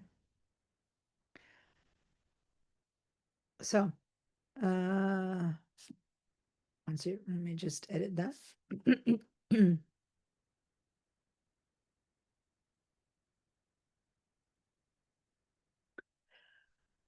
So, can you erase portions of a shape? Yes, you can. So once again, I would have normally pre-selected it, but I guess I'm not sure if it's necessary anymore. And now you can erase portions of that. So it has to reinvent to close it because it was a closed shape. So an open shape, it doesn't, it just leaves you two separate shape. Well, see? Oh, that's because I have something else selected right now, which is, okay, I figured it out. Right now, it's not erasing this, and it's because that's selected, so it's just ignoring me. But when I had nothing selected, nothing has a bounding box, then it was working to erase it. Okay. But if I go and erase an object right now over here that was closed, it recloses it. And it's easier to show you that when I am selecting the shape so you see the lines. Versus an open shape, it just doesn't work that way. But on this shape, if I try to lay this whole tip, it's going to recreate that line. You see that? It invents a new shape. It's not like you can leave it half made. And in fact, I was going to show you that when you're making out, so I'm moving this out of the way. When you're making any of these shapes with the drawing tool, the curvature tool, and you make a shape, you can't leave it in the middle. You can, there is a way to leave it in the middle. But the thing is that these tools are made to be closed because that line of green that's connecting the points, you cannot control. You can't make it go in or out. It is just waiting for you to finish so it keeps filling. You see what I mean? But it's not controllable. So if you were to now suddenly want to disconnect this, which I will, and I'm going to hit the escape key, and then that does disconnect it. So there you go, I've disconnected it. Then that is now an incomplete, sorry, I just shouldn't be, I kept on doing when I shouldn't have been redoing. So let me redo that. So that is now an incomplete shape, which I will never be able to control the positioning of that. So it's not much control. It's not like I can make a half moon out of it or like maybe a slice of lemon or whatever, but that's like the wrong way to create a shape. You want to have that I'm not have, seeing your shared screen. okay, let me stop and start again. Sometimes shared screens for people are hiding. So when people say that if you ever don't see my screen, do as she did and tell me, and then I reset and it works. Thank you. Mhm. All right, so just saying that you can't have a shape created by any of these objects here be not and have a fill and not be ending. What I need to do if I want to do that, then I have to give it no fill, which would be the sorry, no fill. I'm giving it no stroke. I apologize. No fill. In which case now it's just a line, which is basically that, right? But if it has a fill, then that is not controllable by me. I don't have handles on it. I don't have paths on it. So so you shouldn't be doing that. All right, I just wanted to say that. Okay. Any questions about the pencil line? Karen, yours is working now. I'm going to clear everyone's answers. Is everyone good with the pencil? If you, Diana, if you like draw, let's say outside of the board art, arts board. Okay. The bounding box, you mean? Yeah. No. If you draw outside your paper Oh, okay. Oh, and that then you want to clean everything. so if I draw something out here, oh, sorry, let me just use the Yeah, and you don't want to move. You want to keep it there, but you want to half is on the paper, half is outside, but you okay. want to clean all the borders because let's say you were playing around. Yeah. Okay, I see what you mean. We're going to talk about that in a minute. Actually, when I Okay. start teaching you how to slice, because right now all these shapes that we're making are kind of stiff. You can't modify them. Actually, after these tools, I'm going to begin to show you how you could, for example, slice off a piece of that, which is kind of what Vera did in this example where she had circles, but then she had Yeah, exactly. borders and stuff like that. Yeah. So that, well, for some reason it's not wanting, there it is. So that instead of leaving the full circle, she sliced it off. But give me a second because I'm first going to finish Okay. and then I'm going to get there. So yeah. Now, just so you know, if I haven't, if this is what the page that I have, right? And that I want to print it, right? It doesn't hurt to have it hanging there. It's not that you have to cut it off. Ideally, you learn how to cut it off because you might want to cut off an object in here. But if this were to be printed right now, if I were to say Command P to print this shape, then what's gonna, and I'm gonna go to page 4. See how the little preview is showing me that it's only going to print what's inside the artboard. You see that? It ignores what's outside the artboard. So if I were to print this page, this stuff that's outside the artboard is not going to show. Can you tell, Paula, that the shape is cut off there? Paula? Yes. Sorry, my connection is a little bit bad. Okay. So see how when I went and did a Command P to print, this is a preview of the print, and see how it's cutting off all the stuff that's in the outside of the artboard. So ultimately, just to clean it up, there's no need, but for it to look good to you, I'll teach you how to cut those things off, but there's no need as far as that whatever's outside is not considered active space for actually printing. All right. Okay. So, back to the eraser. I wanted to show you a bit more about that eraser. Let me move these down a little bit. And let me zoom into this a little bit. Okay. So the eraser is one of those tools that happens to have more tools underneath. Like the pencil, it's just the pencil. There's nothing else. But whenever you see a shape that has a little triangle, like the rectangle has more tools underneath. That one has, anything has a little triangle, there's more tools underneath that. And how do you access those tools? Well, I'm going to go to the eraser, and I don't need to touch that little triangle. I just needs to be an object that has a triangle. And then I get to click and hold it down, And you'll notice that there's also a tool called the scissors tool. So you have to click and hold. And while the eraser tool is the top tool, there's also the scissors tool. So let's grab the scissors tool.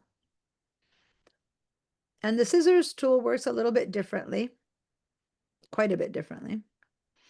So this is the shape that I have selected right now, right? So if I were to want to cut, say from here to here, it will say, please use the scissors on a segment or an anchor point, but not an endpoint of a path. So I just thought I could just drag it down and cut it, and that won't work. In fact, there's another tool called the knife tool that does that, but I don't happen to have the knife tool in this. If I were to go, for example, to the Essentials Classic, and you go to the same tools and click and hold, there's also a knife tool. And the knife tool does that. I can just cut these two open, and it just gave me two different shapes. But the scissors tool doesn't work that way. Let me go back to the tools that we do have under getting started, which is the scissors tool. So the scissors tool, you have to click on these two anchors. For example, I'm going to click on this one right now, click, and then I'm going to click on this one, click, and oof, click. Let me start again. Let me undo that. Click, and then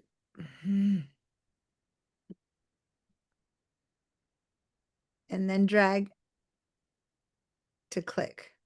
So now it separated the shape. I don't usually use the scissors tool because it leaves you with this weird stuff that I was talking about before.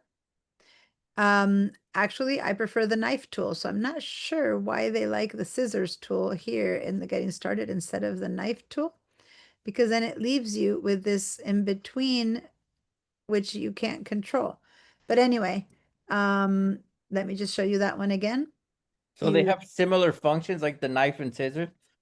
Similar, but a different end result.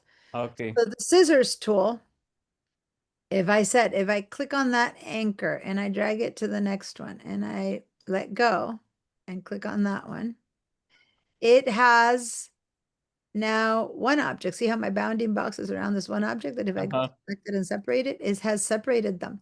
But also left me no ending. This is now a shape that starts there and ends there and has no, this is a useless shape for Illustrator. If I'm trying to make this be a pizza slicer or whatever, I would need to have another line here, another path to be able to control it. Otherwise, this fill that ends in nothing is no good to me. It might work if I'm trying to separate this line because it had no fill anyway, versus the knife tool, which again, they don't have it here, but if I go to Essentials Classic, the knife tool, what I liked about it, hold on, let me select this shape first. If I select the knife tool, and again, I don't want to show you a tool that you don't have in that setting, but if you were to use a knife tool, and if I were to cut this piece off like this, just cut, and I don't even need to go from anchor to anchor. I can actually do it anywhere. I can just cut like that, middle of nowhere. Wherever I cut with a knife tool, it gives me two shapes, but each one completes itself. Oh, that's easy. So depending on which one you need, I prefer the knife tool. In fact, it gave me a complete one here. See, it even gave me a complete border here that didn't have one before. So I prefer the knife tool myself because it then still gives me complete shapes. But for some reason in the getting started, they chose the scissors tool to be this tool that they show as one of the important ones. So there must be a reason for that. I prefer the knife tool. But anyway, there's the scissors tool. So you click between two, so between that, you have to be very precise between that. So Deanna, after you cut, how did you separate it? I can see it in my layers, but they didn't come apart. Yeah, you have to go to the move tool, to the selection tool, and then select it and move it apart. You need to move it apart. The cut stays there, and you need to go and click. Oh, okay. It worked. Thank you. Okay. Because yeah, the cut just happens and it just lies there and you need to say, okay, look, it's two pieces, and you go to the selection tool, move it out. Remember, any tool that you use, the moment you finish using it, you pretty much have to go back to your V or selection tool. It's like an automatic. Yes, Stan? When you change your workspace, say to use the knife on this artboard, then you go back to the starting workspace. Yeah. Will that work you just did be preserved in this AI file? Yeah. And it's just the tools. And by the way, and I don't want to get too deep into this, but in any of these toolbars, you could add tools that you miss having. And I'm just going to show it to you, but I'm not going to add more tools. But if I wanted to use this toolbar and I missed the knife tool, you go to this three little dots right there, and it sees all the tools in the world, and you can go find your knife tool and you can add it, right? So it's not like you're left without, this is just their mini selection of what they think is the most important. And you can go, well, I missed the knife tool. Let me just go bring it in, right? I'm not gonna have us adapt our toolbar, but it's just the tool that happens to be preset available here and not in that one. That's all. But you can, in any toolbar, you can also change the toolbar to your heart's content and bring in the stuff that's missing or take away what you never use. But that's going one step too far for Illustrator 101, so to say, but you're welcome to explore that. Okay, it's those three little dots down there. All right. So there's always something that, that doesn't please everyone in any of the setups, and you can just modify things till it works for you. All right, so that's the pencil. Now, one thing I haven't shown you yet about the pencil, and this is new to everyone, pay attention. Let me zoom in to an empty space of this page. Notice that when I draw a line, it's kind of, let me actually be even worse about it. Let me just be very jaggedy about how I draw it, because maybe my mouse is shaky or something. Look at when I let go, it looks kind of smooth, doesn't it? As opposed to what you saw me drawing. I do that again. So I'm kind of shakily drawing something a bit iffy, and when I let go, ooh, it became all nice and smooth. So that's a feature of the pencil tool. And there's another feature of the pencil tool, and I'm going to show you how to change and modify that. But there's another feature of it, which is, watch. Let me actually make a simpler line. Say that I make a line that's like that, and I finish drawing that.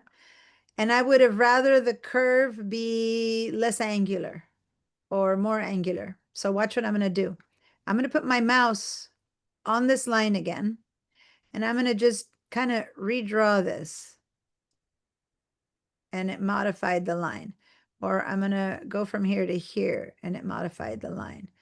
It's almost like you'd erase it and redraw it. But now and then you do too much and it lost some piece of it. That's the Command Z. So I can redraw from end to end or from end to end.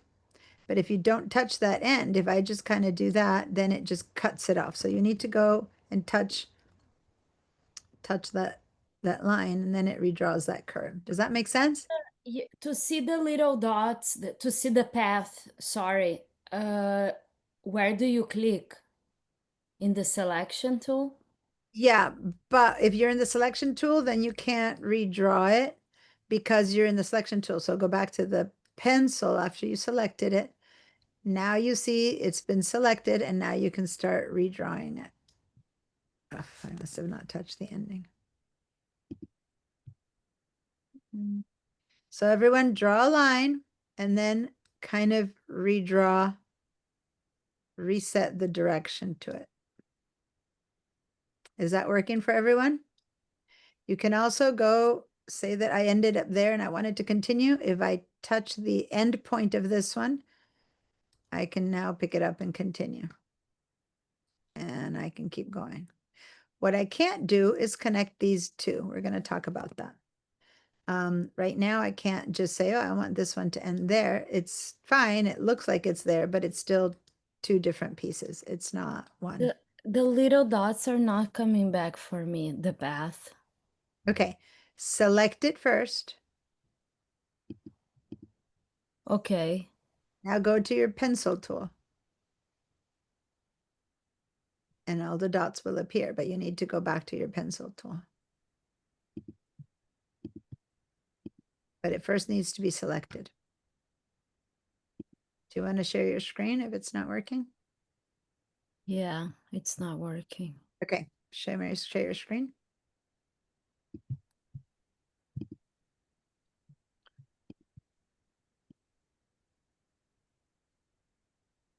Okay. Okay, whoops. Okay, so first select your shape. You're not in the V tool yet. You need to be in the select tool. Yeah, there we go. Now select your shape. I don't have Okay. a bounding box, so it's not selected. Scroll down a bit so we can see. Yeah, select it. I'm not sure why it's not selecting. Okay, there we go. And now go to the pencil tool. Did you make that with a pencil? Uh-huh.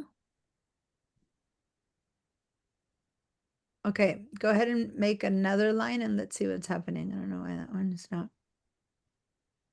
Make another line there. Okay, be done with that. Now try to draw over it. Let's see if it's working for some reason. Let's just go back. No. Now let go of your pencil and then go and try to make a curve a bit different. Like go back to that line and make the curve operate differently. No, not continue. That's fine. Let go. Now go back to the first part of the wave, for example, and try to grab portion of that and there you go. See how it's reshaping. Since you're not connecting the line, it just cut it. If you connect what you're redrawing from line to line, it will just redraw the curve. Don't get tied into a special shape right now because then it'll be hard to learn the tool. Just make anything with it. Yeah. And now stop. And now go back and yeah, click there. Oh, click there. And then draw a little belly underneath and connect again to it. Yeah, and let go and see how it's connecting. Yeah, so now let me give myself a pink pencil. Hold on. Let me get me my annotation tool. And so if you go from here to here, it's going to change the curve. But if you go from here to here, it's going to cut it off because you didn't connect the end. Does that make sense? So watch the difference. Watch me. If you go from here to here, like you're not there, I passed, it's remember the path is in the middle. The path is in the middle.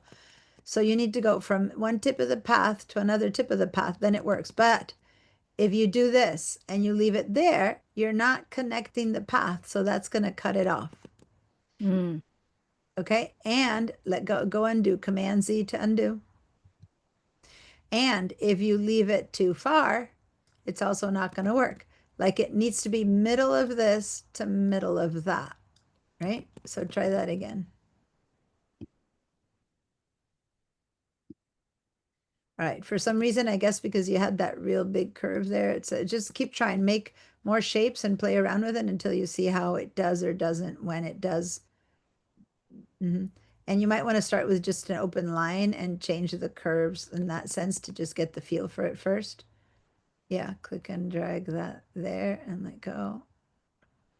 And your ending is still disappearing, but keep trying. Just for some reason, yours isn't like straightening out. But also, I'm not Line like like that, and then try to connect it and see if it does. Just do don't try to connect new ones yet. Just well, it needs to have a shape that you need to change. So yeah,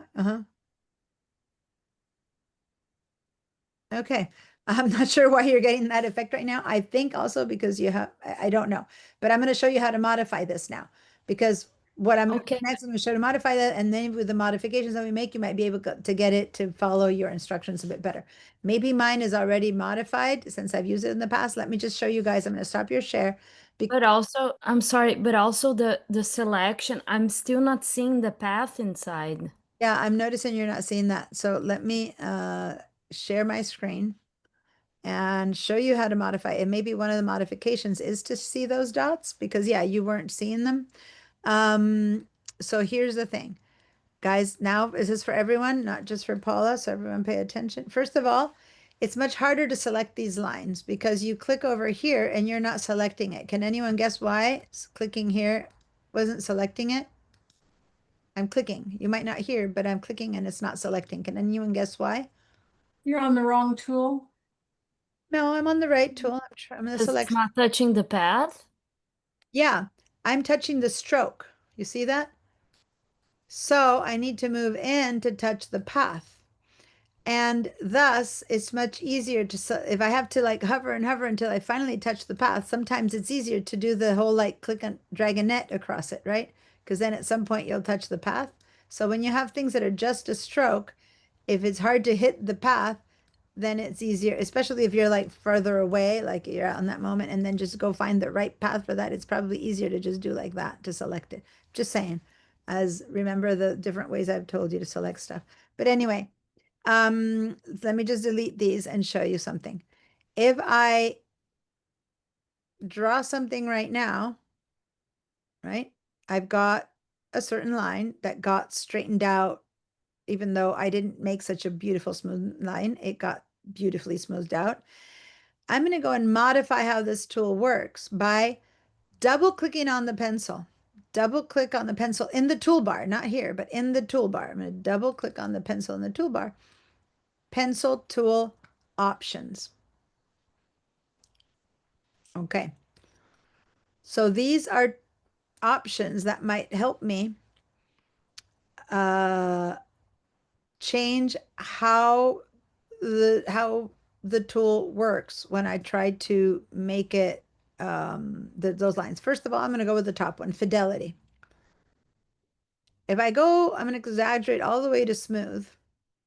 I can make so I'm going to say okay to that. I made that one really smooth. I'm going to say okay to that. Now I'm going to go really jaggedy, like, and by the time I let go, it's a beautiful smooth line. I'm going to double click on it again. If I say I want it to be more accurate, I say okay. Now I'm going to go with a jagged line, and when I let go, that's a pretty jagged line. You see that? The stroke is so fat because I'm just trying to show you that somehow it's a bit hard to tell. Let me make my stroke a little bit. Let me just make it 2 points so you can see the jags a bit better. So double click accurate and or in between accurate. So there's like 4 points, but you can be, really jaggedy and the smooth line is going to still look really smooth versus completely accurate where it's going to look like that. It's still, though, in this case, it still is going to become a rounded shape, right? So it still will be smoother than what I thought I was drawing because you are basically rounding something with the stroke that we're using is fat and it rounds around it. So it looks, how do you call it, fatter or smoother because you're rounding it out, but not for any other reason. So if you were to use a very thin line, say that I had a hairline stroke, a very 25 point, very tiny thin stroke, and let me give it a black color because otherwise you won't see it so thin. And I was to be like, really jaggedy like that. And I'm in accurate mode. See how it stayed in the mode that I just drew it versus if I was making it be really smooth and I did that same thing, kind of jaggedy, I'm going to end up with a very stylized line. Does that make sense? Yeah. Straight lines, smooth lines, accurate versus non-accurate. Very hard to select the hairline, so you definitely need to do a net. So this is smooth versus accurate and fat strokes, and this is smooth versus accurate and not smooth. I'm going to double click on that again. Here, let me get, I'm going to go back to two stroke and colorful. So I'm going to go back to the middle point, which is a good starting point just for teaching the tool. And then you can have it do fill, so it'd fill with airs. I wouldn't do that. Keep selected. Is that one turned on for you, Paula? The keep selected? Are your things set up the same way? Close the paths when ends are within 15 pixels. That's the one that matters. remember I told you that when you're approaching the end of a path, it closes within a certain distance. So if I make this line and I stop right there, it's not going to close it. But I do this and I stop it right there. You didn't see that, but the computer did the final little tuk to close it. I did that, and the computer is going to do. That was it. That was that snap feature. I didn't take it to the end. That was within 15 pixels, and so the computer closed that shape for me. I can make it be more or less big if I don't want it to be as big as that. And then this one, edit selected paths within 6 pixels, is the one that is allowing me to modify the shape of the path.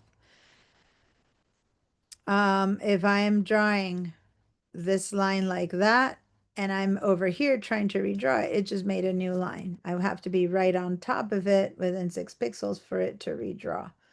I don't know right now why I am seeing the points and you're not. I really don't know, Paula. That's new to me because I thought it might be under these selections, but I'm not seeing it. But that's the one. It's called When light. I hover with my mouse, it says path, and I can see the line, but I still don't see the dots. And once I remove the cursor from, Yeah, I saw. I mean, if you go to your white selection tool and you click on it, you will see them because that's the tool made to see your paths. But then you're not in your pencil tool anymore, so it's just a different tool, which is fine. So the white selection tool will always show them. it's the same. Really, with the white selection tool? Yeah, I can only see the path once I click on it, but Yeah, it doesn't stay there with the dots. I don't know why that would be happening. I'll have you share again in a minute, but when you use the white selection tool on any other shape, do you see the anchors and the paths? Is it just on the line that it's not working? Let me. Up until now, because that's what the white selection tool always does. It shows you the paths and the lines, no matter that anything else might not. That one for sure would show it to you.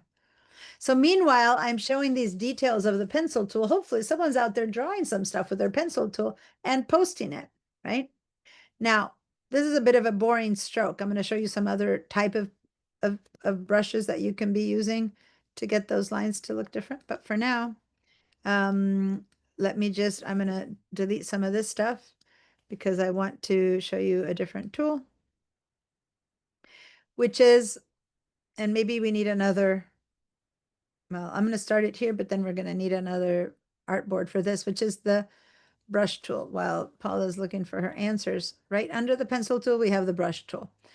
And if you click and hold the brush tool, there's a different kind of brush tool underneath it. I don't want that one, just in case. I want this one, the regular brush tool. And when I draw with the brush tool, it's like, how different is it from the pencil tool? Well, it is, and you'll see once we start changing the kind of strokes we can do the brush tool, but on the top of surface of it, it seems to be working the same way as the pencil tool. Now I'm wondering, because your pencil tool seems to be acting like our brush tool. See how I don't see all the details in it? Were you sure you were on the pencil and not on the brush when you were doing that, Paula? Just saying. I don't know. Just a thought. Anyway. All right. So this is just Yum Basic brush tool. Not overtly different than the pencil tool at the beginning when you first think about it, right? If everyone has done pencils and brushes and everything that I've been doing, modifying your pencil tool, remodifying the curves, if all of that's been working, then give me a yes, because I haven't been checking in with you guys. And I think we'd already posted a pencil tool, hadn't we? Yeah, I don't know if I did, but hopefully you guys have been posting. Yeah, I see some pencil tools there. Oh, look at that. We have a candle. All right, cool. Everyone's giving me yeses. You're all good-ish, other than we can't figure out why Paula's things don't light up, but you all have a good Work, okay. So now, let's head over to the new artboard if you haven't yet. Or if you need more artboards, remember you can always keep adding them with the artboard tool if you don't have any space. Let's look and see what else is up with the brush tool. First of all, what I'm noticing that's interesting is that when I click on the brush tool in this view, I'm not getting all the brush options that I get. Let me see if I go to Essentials, for example. No, it's not there.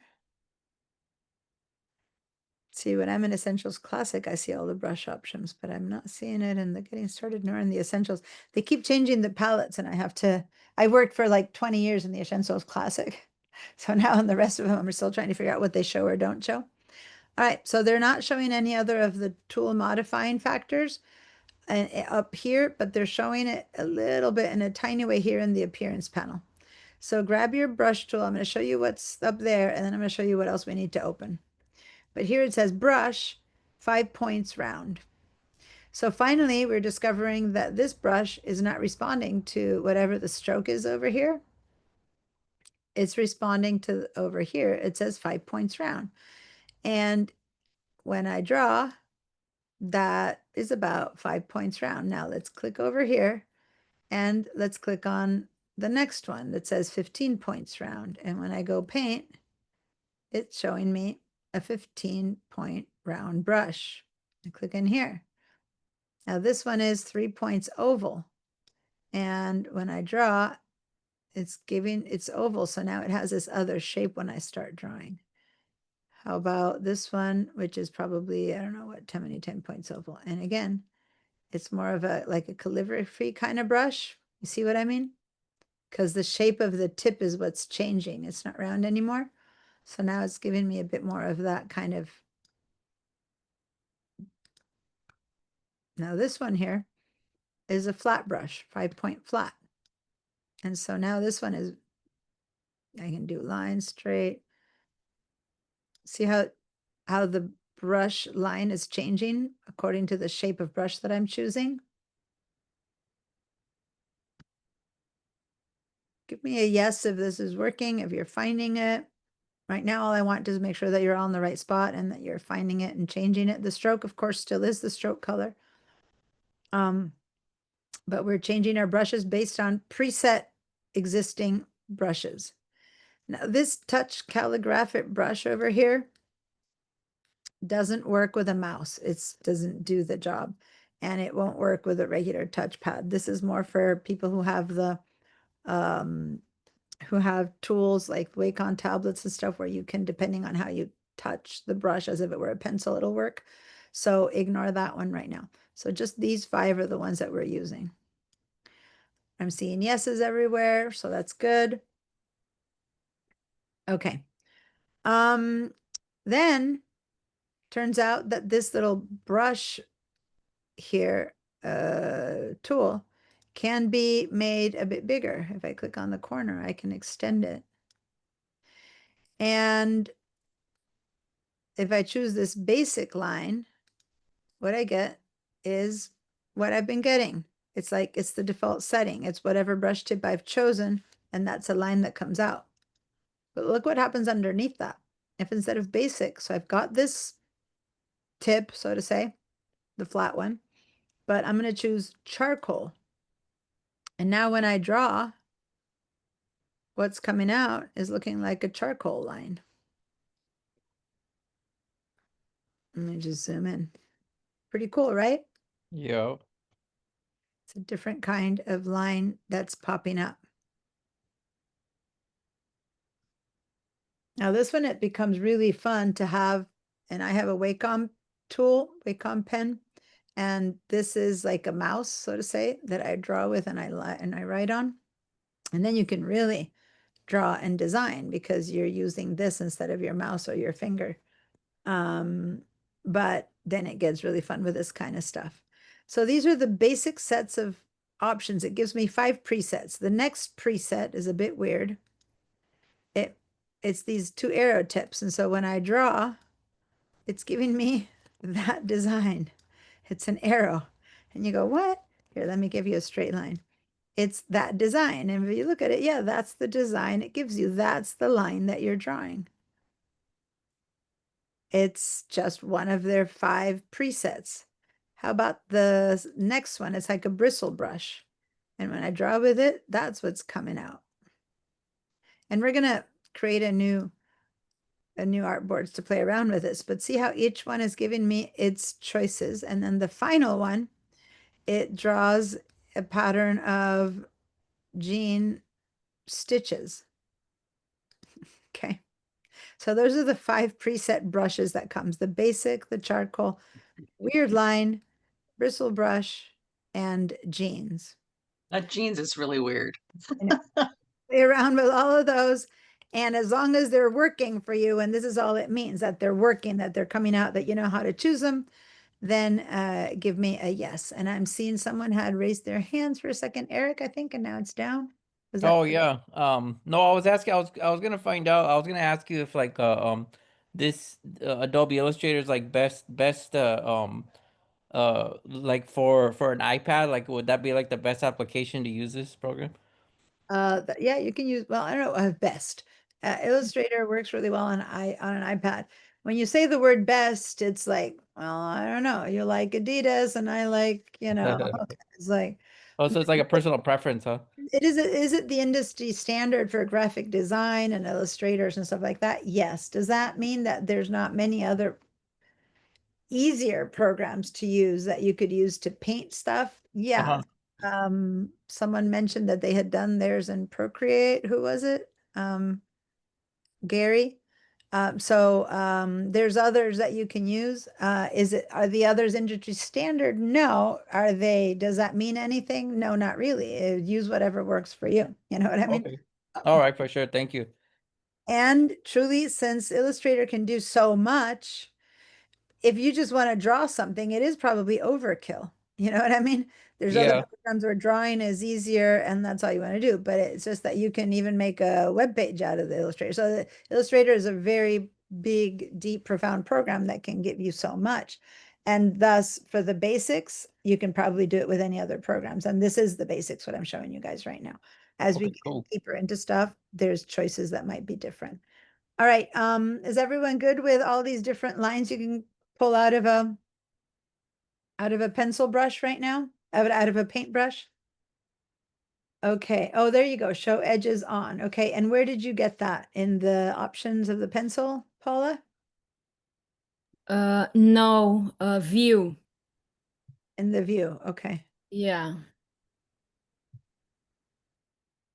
So you selected a pencil. I'm just trying to see what she did because I need to understand what was wrong. So you had a pencil line selected. And were you in the pencil tool? And you go to view, hide edges or show edges? Oh, okay. Show edges. Yeah, for some reason it wasn't showing for anything else. Ah, so It when we were wasn't doing just the pencil, it was for everything. that's when I told you go and see if it worked anywhere else. I That think probably I gave clicked in some sort of shortcut by mistake because I didn't click on that view and before I could see it. So, okay, got it.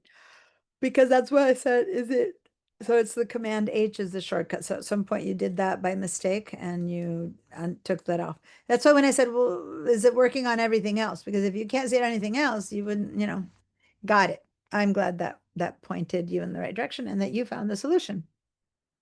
All right. Let's save this file just because we have created it. We haven't given it a name or anything. And let's modify, the different available drawing tools. There's much more I want to show you, but this was like a good basic tour of the tools. Let's do Command or Control S. And as usual, make sure to save on your computer. And then I'm going to call this one Learning Drawing Tools, I guess. And I'm saving it in the Fall Illustrator class files, which some of you don't have downloaded yet, but Gary, you're going to do that. And then Evelyn, I'm going to show you later how to do. That's what I had said I was going to do during break, Evelyn. I was going to show you VDI, but I was asking, what was I supposed to do during break? That was it. Diana, what if I want to save separately only one of the boards? Because let's say I want to work on it after separately. Yeah, not this way. You can't. There is a way to save and delete, and you can't. You can save as and do stuff like that, but you first need to save them all as one before you're able to really change that. Okay. So if you try to save on your computer, there's a place over here. So now I'm done a save as where you could choose different artboards, but not to save the entire file. It's to export, where you could choose to export only one artboard or another artboard. See over there? But now it's grayed out because when you save, you have to save whatever you have. So it's more like you can export one artboard separate from another, but to save the file, it needs to be saved with all the artboards that it has. All right? So not yet. You can do it as an export. Okay. It doesn't matter. You can open the one that you have and keep working on it. Or Where is supposed to be saved? Because I don't see it where it is, and also the things I worked last class I couldn't find. well, share your screen because before you were in VDI and ever since you installed the app, we haven't talked about it. So go ahead and share your screen and I'll show you how to save. First of all, did you download the class files? Mm-hmm. Yeah, okay. And wherever you downloaded your class files, probably you left it in your downloads folder or did you move it? I don't know. Let me share. Meanwhile, share your screen. I'm just waiting. I'm just talking to you while you share. Let me stop talking to you to not confuse you. I'll share. Okay. So, let's go to, and by the way, I don't see the lemons also. well, I'm seeing the lemons down here. But anyway, let me just stop you for a minute, everyone, to explain. Paula is in my Photoshop class where I teach people to use Bridge. So she's using Bridge. So just, this is, if you're took any of those classes, you'd know what this is. But if you're not, this is a process, it's an Adobe process for sharing files. So doesn't matter what this is. All that matters right now is that her Fall Illustrator class files are in her downloads folder, right? So that's all that really matters right now. If you're not familiar with Bridge, just pay attention only to that we're confirming that her files are in her downloads folder. So go to Illustrator right now. You don't save from Bridge, you save from Illustrator. And then say File, Save. No, back to Illustrator. Yeah. Go to File, Save. Since you've already saved, the question is, where did you save it to? So go ahead and let's do a save as, and let's see for now, because you've already saved. Save on your computer. And then when it comes up, hold on. In the Mac, to see the right place to save, you need to first open this. But it gives me an inkling of where the lemon is. You've left it in your documents folder. So now go over here and make this a little bit bigger. Grab this mouse and drag it over a teensy bit, like this line. Yeah, there, click and drag, not too much, just a little bit over to the right. Oh, you can't because the window's too small. It's okay. But here you can read it enough to see that this is your downloads folder. See that? Okay. On downloads. Okay. And now there's your Fall Illustrator folder that's still there. So select that one. Good. And now you're ready to save it in this folder. But you're saving it as, hold on, you're saving it as Illustrator class files because that's, so just go ahead and call it, just go in there and call the name drawing tools or whatever we call this one. Drawing practice, okay? And then save. But I don't think it's letting me choose this. Why not? That's so weird. You're right. It's only letting you save it into that. Oh, because that's the zipped version. Okay, so go ahead and cancel for a minute. You have to unzip it. Go ahead and cancel. Go open your Finder window for a second. Go into your downloads. And you have to, oh, here they are. All class files. So you did have it unzipped, I believe. Is that here? Yeah, just in case, you can go over here and double click on that. Looks like you re-downloaded it, like you have two folders. Sorry, what am I supposed to do now? It's just that these are two different ones. Yeah, like it was on zip, and then I had to, when I clicked twice, it opened like the folder. So that's the one that it should be open to. So that's fine. So you still do have it in your downloads folder. Okay, so you should have been able to find it. Let's go back, go ahead and go back into Illustrator, and it should have been savable. File, save. Make a change. Do some, move my mouse or something. Do something so that it saves again. What is it? Just draw, do a little squiggle. Make something different. Okay, now go to save file. And when you say save as, it say on your computer again.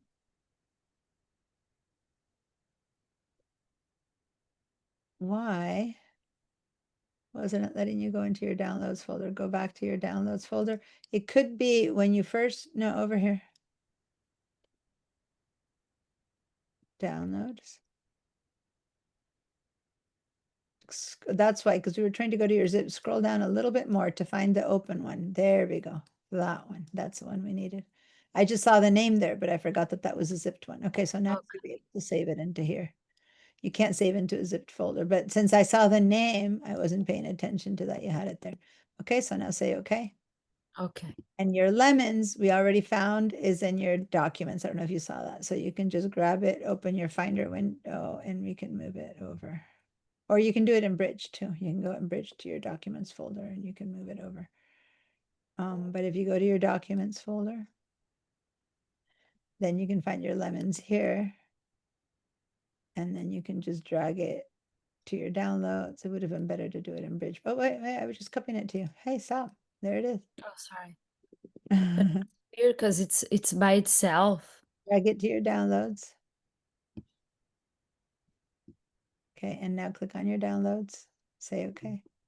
And now in your downloads, you can grab your lemons, and you have this window is so small, it's hard to move around. Make it bigger so you can see everything.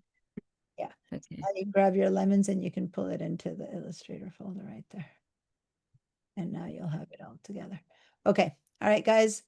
Thank you. Welcome. So she was on VDI before, so I hadn't walked her through how to save with Illustrator since she started on her own application. So I was giving her a hand with that. Okay, hopefully you guys have been posting galore and showing me good stuff when I'm busy working with things and with people. If you're not learning anything from what I'm teaching you, then you should be posting. And Moni's been busy posting. Odessa and Vera, I need everyone to at least be making screenshots so that you'll post it later, or take advantage of when I'm helping people with stuff to do the postings. All right. Back to Illustrator. All right. Yes, Barbara? Oh, I thought I was picking a color, but then when I draw the line, it's black. It's not the green I picked. Okay, so did you go, so if I go over here and I pick my paintbrush, for example, I'm gonna go draw. It's gonna come out whatever color is in the stroke. So maybe you chose a fill. Make sure to change the stroke color to whatever. Stroke. And then it'll come out green. I gotta make the stroke bigger again. Okay, then I click. I'm not sure where I'm supposed to click. On the stroke color right here. Wiggle your, okay. When I click over there on that stroke, it doesn't give me color options. Okay, so share your screen. Let's see what's happening. If I click, go ahead and share your screen. I'm trying to remember how to do it. Okay, go to the share button once and then share again at the bottom. Oh, my window's too small. Hang on. Oh, come on. So usually you guys, I show first the possible solution, and if that's not it, this way is to just show me and then I can see it, right? Okay, so you've got a new tool here. And I don't see a line drawn even Oh, though, I erased it. okay. But I have the brush. If I go over here and pick a color, Okay, but that's not color. I did not tell you to go to color. okay.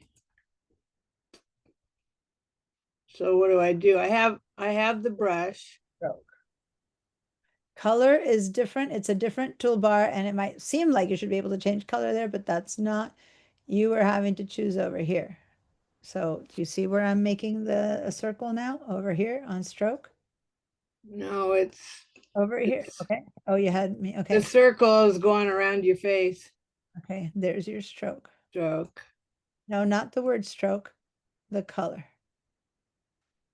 Click on that. Yeah, just click. There. And this is where you. I just pick one of these colors. Mhm. And guys, I'm going to teach you what this is, the color guide, but this is not what you need. In fact, Okay, in order to thanks. stop being confused, why don't you click again on this little toolbar there so that it disappears so you don't keep trying to use it. Oh, okay. Thank you. Now that's to create new colors. We're just using the available colors right now. And that's where you would pick it. All right. So I go there and then I click a color. Great. Thank you. All right. So share my screen. And now let's work a little bit on combining these shapes because now we've learned how to make shapes in a multitude of ways. There's one more that's hiding there that I haven't shown you yet, but it's not an important one to learn right now. So for now we have all the main important ways of drawing shapes. Let's go ahead and create some new artboards. So to create a new artboard, the first important thing is nothing has to be selected. So if you're in any other tool, move back to your selection tool and then click on some neutral area so that nothing is selected. So if you have anything selected by clicking on like here, everything else will stop being selected. When you do that, then your artboard tool shows up on properties. And that's when you see the rulers and all that stuff. But now we're going to go ahead and head over to the artboards. And we're going to edit artboards. And now we're going to add about 4 more artboards. So to do that, we're going to have to click over here and click 4 times. 1, 2, 3, and 4. Now, notice that they don't come out in that same pattern as they came out before. When you click 4, they just kind of clicked and came out in this pattern of following to the right. If that's important to you, okay, we could rearrange if you want them to both be there, or we can have them all be straight. If not, who cares? But if you do care how to rearrange them, you can just by hand put them down here. That's one way. But by hand, you won't get them perfect. Another option is to head over here to where it says rearrange, and you click on that. And one option would be to tell them to lay out in a grid by row pattern or in a grid by manual pattern. So you can select them all. You can select all of these new ones by going click and click on, click on all of the artboards, include everything, and then go to rearrange and then tell it to rearrange in one way or the other, lay it out in one way, 3 rows, 2 rows, 4 rows. Like you can change how you want them to be. So say you want 4 rows now and you want them to go down and up or left and right or whatever you want. So once you say okay, they all rearrange into some pattern or another. Does that make sense? So I'm going to undo that. And first of all, you need to start selecting the boards that you want changed. So that's why I went command minus, minus, minus, so that I can see all my boards as if they were little objects. And then I can click, shift, click, or I can even do a command A. Command A is always select all. Control A for PC people, command A. So I've selected all my boards. And I can hit rearrange, and then I'm going to go with I don't know, 2, how about I go with 4 by 4? I don't know. 4 by 4. And I'm going to choose this layout order. Okay. Say, okay. So now I have 4 by 4. Or I can say that I want 3 by 4 and I go, okay. And now that goes 3 by 4. Okay. So anyway, let's say that I leave it there. your choice of how you want to select them. When I'm done, I just need to leave the artboards tool, which I can either hit the escape key, which is equivalent to exit, or I can go to the very top and hit that exit key over there. And I'm gone. And now I have 4 more artboards in one pattern or another. So again, how did we do this? When nothing was selected, we went into the edit artboards mode. And once you're in the edit artboard modes mode, I clicked on that plus sign a bunch of times until I got 4. Now I Keep missing. have a 5th one. Where do you get that? Okay. I keep missing when I'm looking at something else when you click on whatever to create. So pay attention. More artboards. Pay attention. The important thing is that you can't have anything selected or you won't see it. So the first step is make sure nothing is selected. Otherwise, you'll never see it. Once nothing is selected, you're the one who told me the rulers are there. Right above that, there's your edit artboards. But you won't see the rulers and the artboards if something is selected because it's giving me other choices. So make sure that nothing is selected. Then you'll see right there the edit artboards. Do you see it now? No, and I don't see the rulers. Okay, so then make sure you're in your selection tool. Okay. Make sure you're in your selection tool. Top black arrow. And now click some white space. Are you in your selection tool? Yes. Click on white space, nothingness. Okay. That's to confirm that nothing's selected. Now, if you look over here on the properties panel, you should be seeing the edit artboards and the rulers. Do you see it now? Oh, I need 2 monitors. You have 2 monitors. You don't have your second one now? Always unplugged. So let me just show you guys something what's happening to Barbara. She has Zoom over here, right? Covering. And then just so you know, because this isn't because of Barbara, it's a lot of people do this. So then she's moving her Illustrator one way or another to avoid Zoom or to avoid stuff. So when you do that, what's happening is you lose your tools. And I know it's because I just had her share her screen and she was missing her tools. She had to go ahead and move this out. But a lot of you guys do that you move your stuff. And then when I say go down to the bottom, they go, I don't see the bottom. Well, it's because you moved it down, right? So I just want to clarify to everyone in the class, this is not for everyone, that the best way to use these programs is not to move them around. And this is just, you know, management of programs. If you're on a PC, you have less issue with this because the PC kind of always shows all your programs full screen. But on the Mac, you can kind of do this where you move them around and you do this and you do that. What ends up happening is that you lose the important part. Some people then do that and then you don't have your tools on your left, you know, something. So my goal is I always leave my programs plumb in the middle and in fact, one on top of the other. So this is my artboard. So I'm hiding it completely. You see that? But then when I want to go from one to the next, I go to my dock and I click on Illustrator for Illustrator to pop up or Safari for the Padlet to pop up or whatever, you know, settings if I want settings to pop up, right? So you just want to click and use your Mac people use the dock. PC down here, you have your menu bar. It shows you the same stuff. And then I never need to move them. So if Zoom is in this portion of your screen, you make your Illustrator go to that portion of your screen. You make it be the right size. So then you always see your Zoom to the right over here.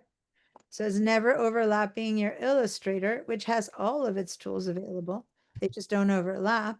We don't see Zoom when we share Zoom. That's why I'm not showing it. But if this is where you have Zoom, this is where you have Illustrator, just make it the size that all your tools are visible. I know I'm talking to at least 4 or 5 of you guys when I'm talking about this demo here, where you have these tools on your left, these tools on your right, Zoom over here, and then you never need to move anything. You just flip from one to the other like that, and everything is always out of the way. Does that make sense, you guys? Use your dock to move from program to program. And the problem is that sometimes we have to watch what you're sharing on Zoom and we need to be doing at the same time. Yeah, so what I'm saying is that when I start sharing my screen, put me on some side of your screen, some corner of it, so that I'm smaller. Like you can modify the size of me sharing. Yeah, but then it's too small to So Plan C is try to get yourself someone's old laptop that's you don't use for anything else, but you can still connect. You might notice, for example, Vera is here 2 times, many times Moni is here 2 times. Karen, see how Karen is here 2 times. What they're doing is they either have an iPad or an old laptop or some other discarded item I'll have to do that. big enough that you can connect twice. On one, you watch me, and on the other, you work. Okay.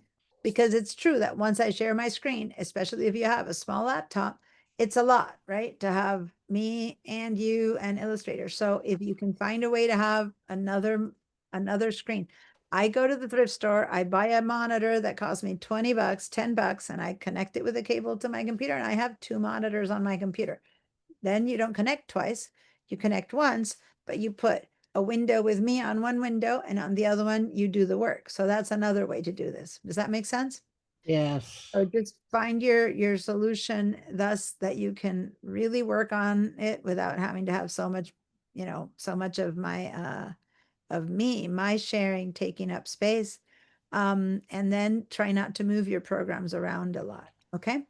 So anyway, I happened to say that because I saw Barbara, but I'm just saying it. I see it like every other person who shares has that thing where you move your entire thing, just trying to get you to keep the main side tools, the 2 sides always visible as much as possible.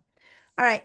I was showing you how to get to your artboards. Did you get there, or do you want to share your screen for a second so I can help you with that again? Or are you good? Okay, and then Zoom's there. Now I've got both of them showing. Okay, so share and then share.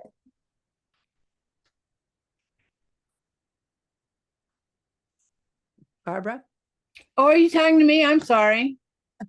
Oh dear. We're sharing the artboards. Do you want to share again, or should I continue? I interrupted. I'm with this like message to the world. Move your, but I can still help you with your artboards. I've got the artboards and I've got you. Okay, so you're good? Yeah. All right. Okay, so let me share my screen then again. How do you call it when interrupt your program to give you a message? Those general messages to everyone. That was a little. Public service announcement. Thank you. Public service announcement. Keep your art tools and available. Thank you. Public service announcement. PSA. That's what I was trying to say. All right. Back to Illustrator. And now I lost track. Oh, I was going to teach you how to start combining all these shapes. All right. By the way, let me just say, for those of you who will show you for a minute, I need to share one more screen. I think I deleted those.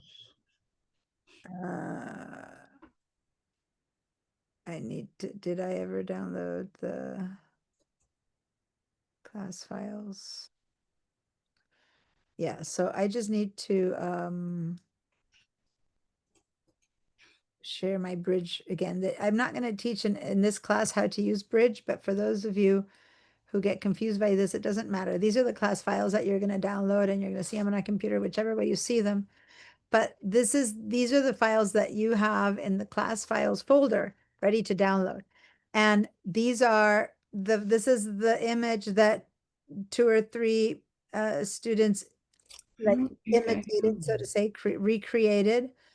So these are the files that I say that you have there to recreate.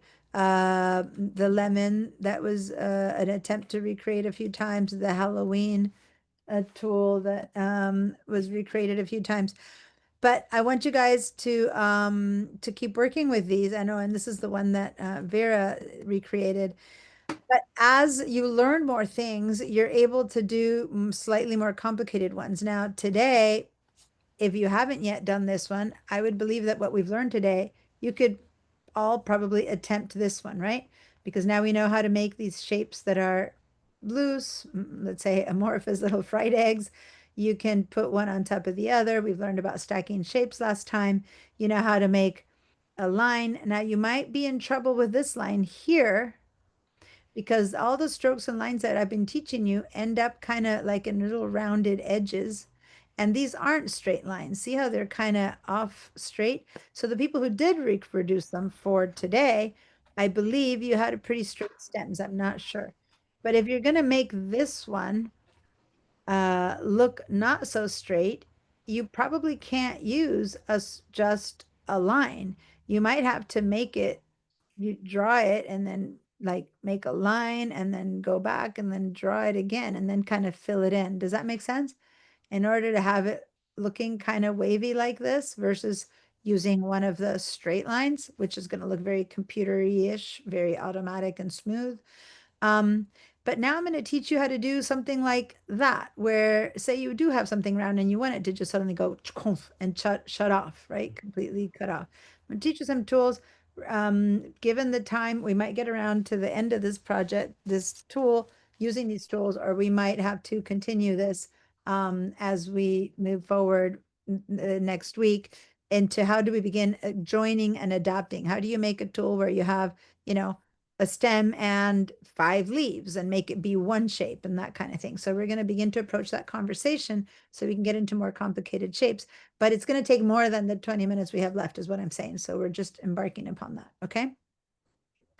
But that said, there's some of you might want to attempt some more complicated shapes, but in a way they seem forget about the background and the rest of it, by the way, because that's not something that you're going to get to today.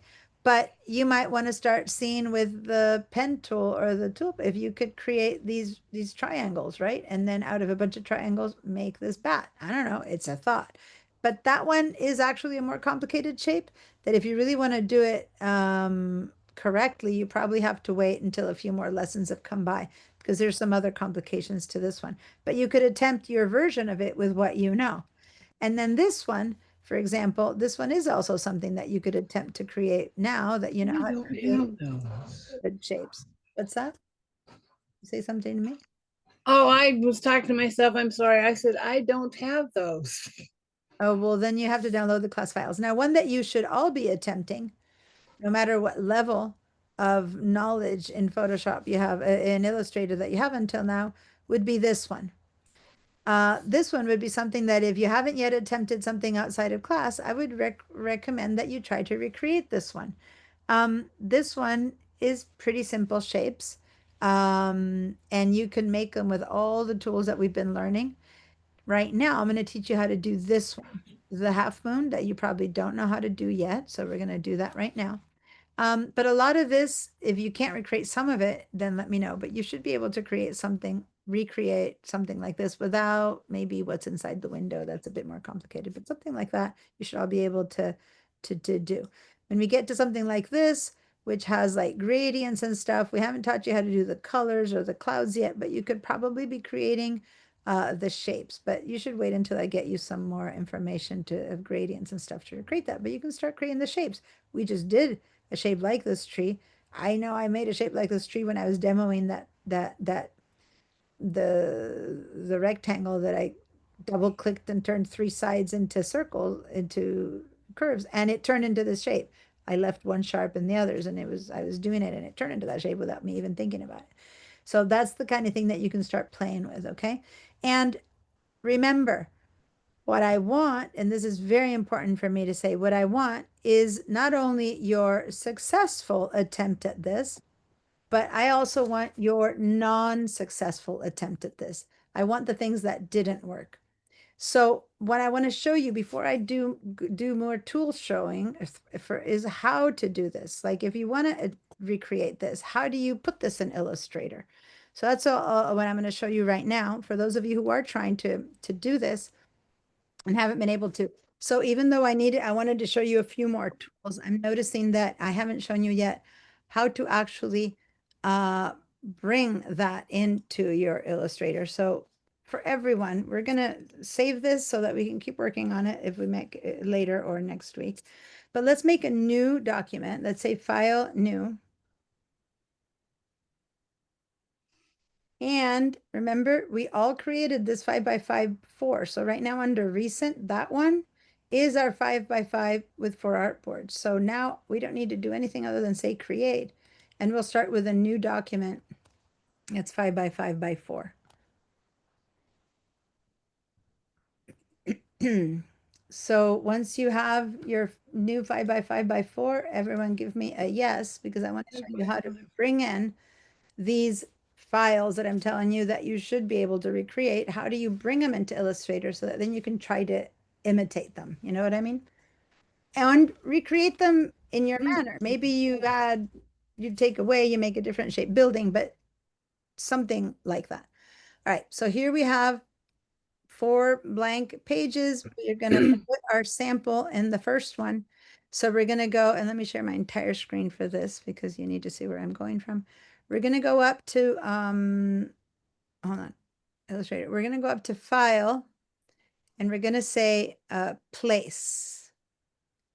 File.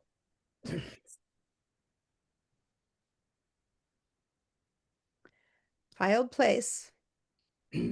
And that's going to open up. If you're on a Mac, it'll be your Finder window. If you're on a PC, it'll be your File Explorer.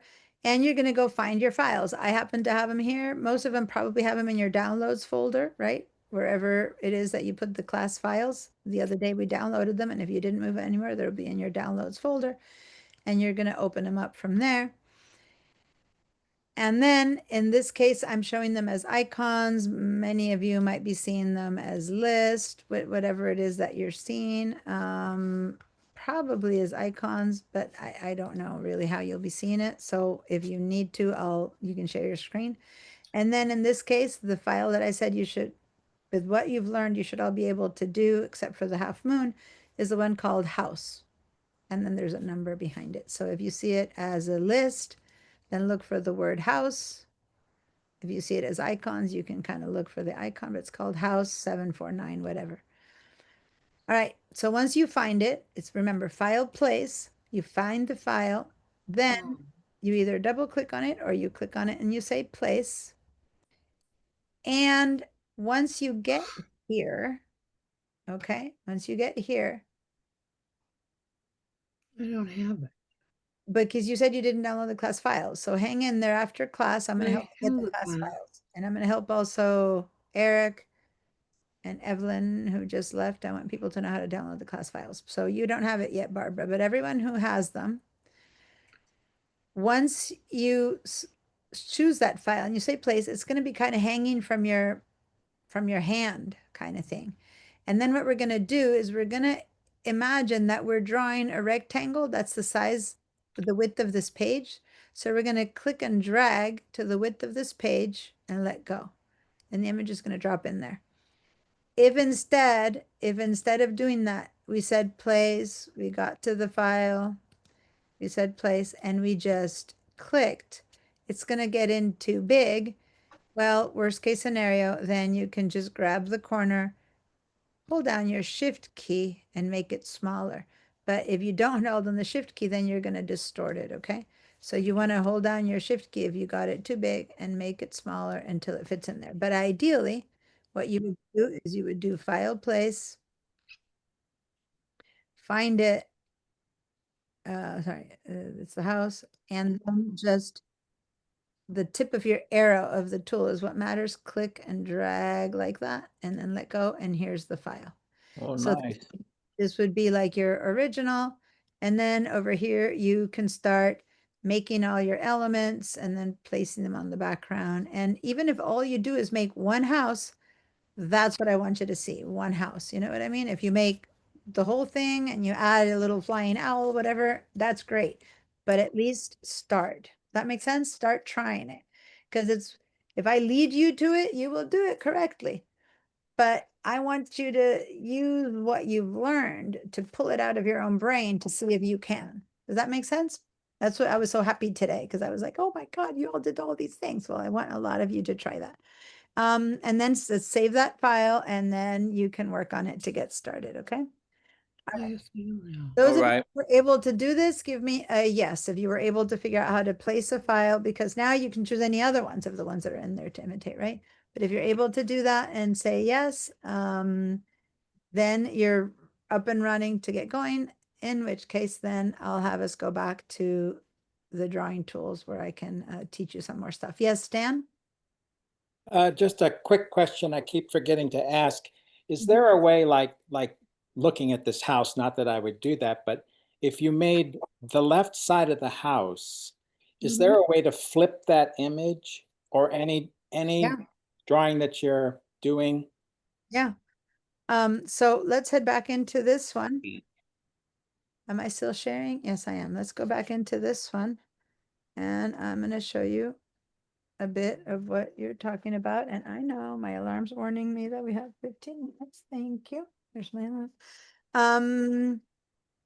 Head back to Illustrator. And yeah, so let's grab the first thing I want to do is teach you how to duplicate something. Because grab any of the shapes you've made that is not a rectangle or a circle, like a shape that's bizarre, that if you were to flip it, you would notice that it's flipped. You know what I mean? Because clearly the shape is here. This one's round on one side and square on another.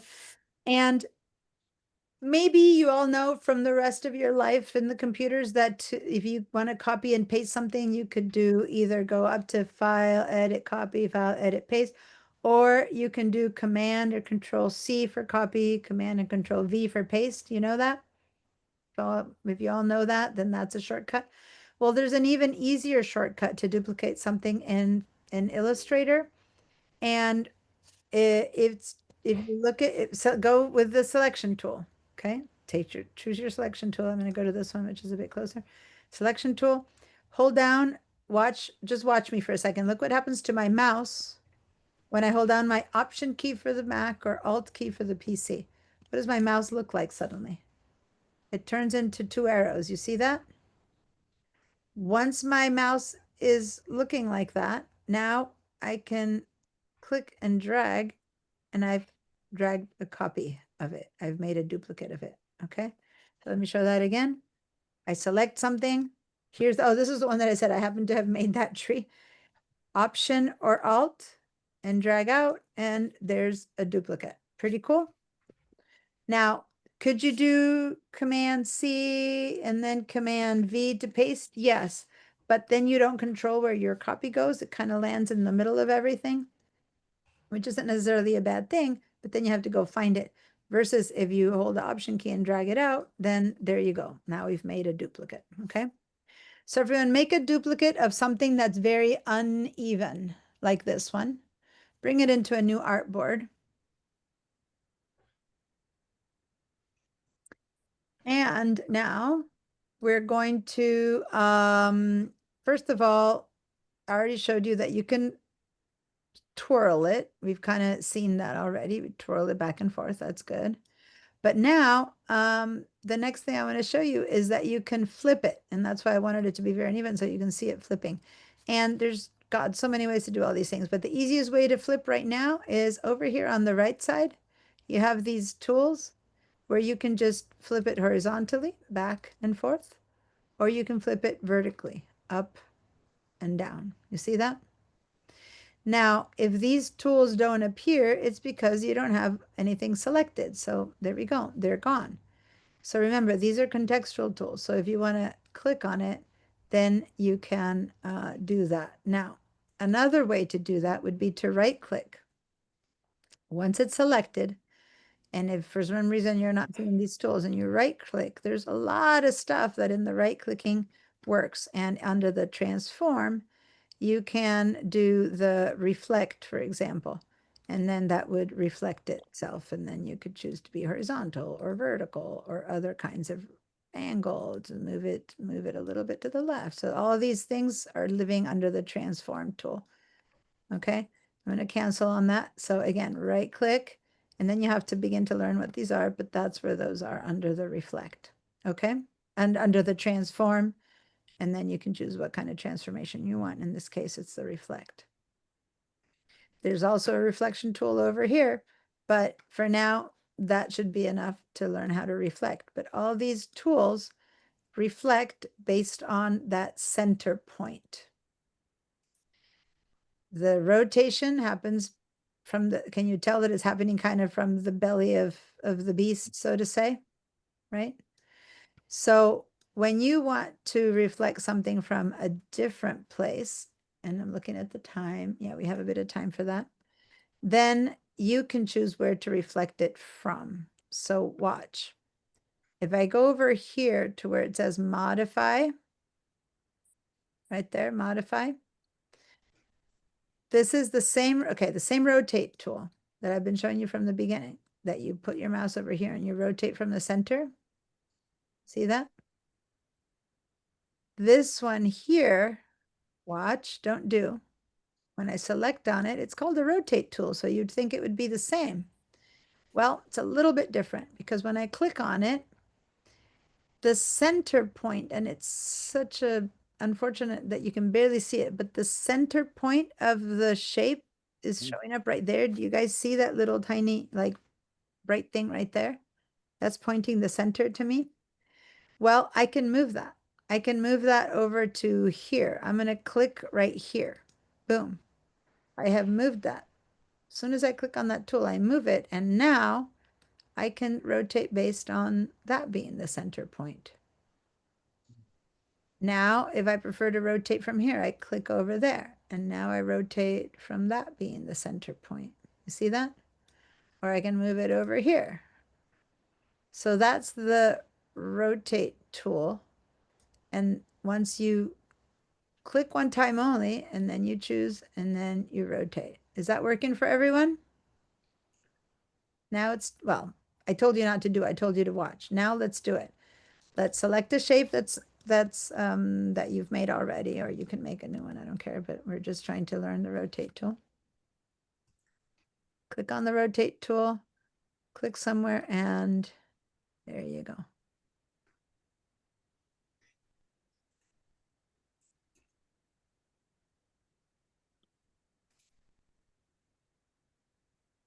My panel doesn't show the word modify. Which Here on the left side, are you in the getting started? No, I was in essentials. You're in essentials. Okay. If you're in essentials, then they're all hiding here. I believe there it is. Under the T for type, and there's the rotate tool. Oh, I see it. Okay, thank you. Okay. And then you click on it, and then you move things around from there. I don't want to open it. And then... Yeah, yes, once that's working for you, once you've ever all found a way to rotate by modifying where the center point is, if it's worked for you, give me a yes.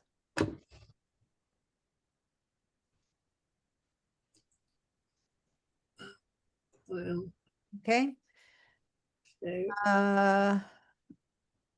To duplicate in that way to show double arrow, it's just holding command?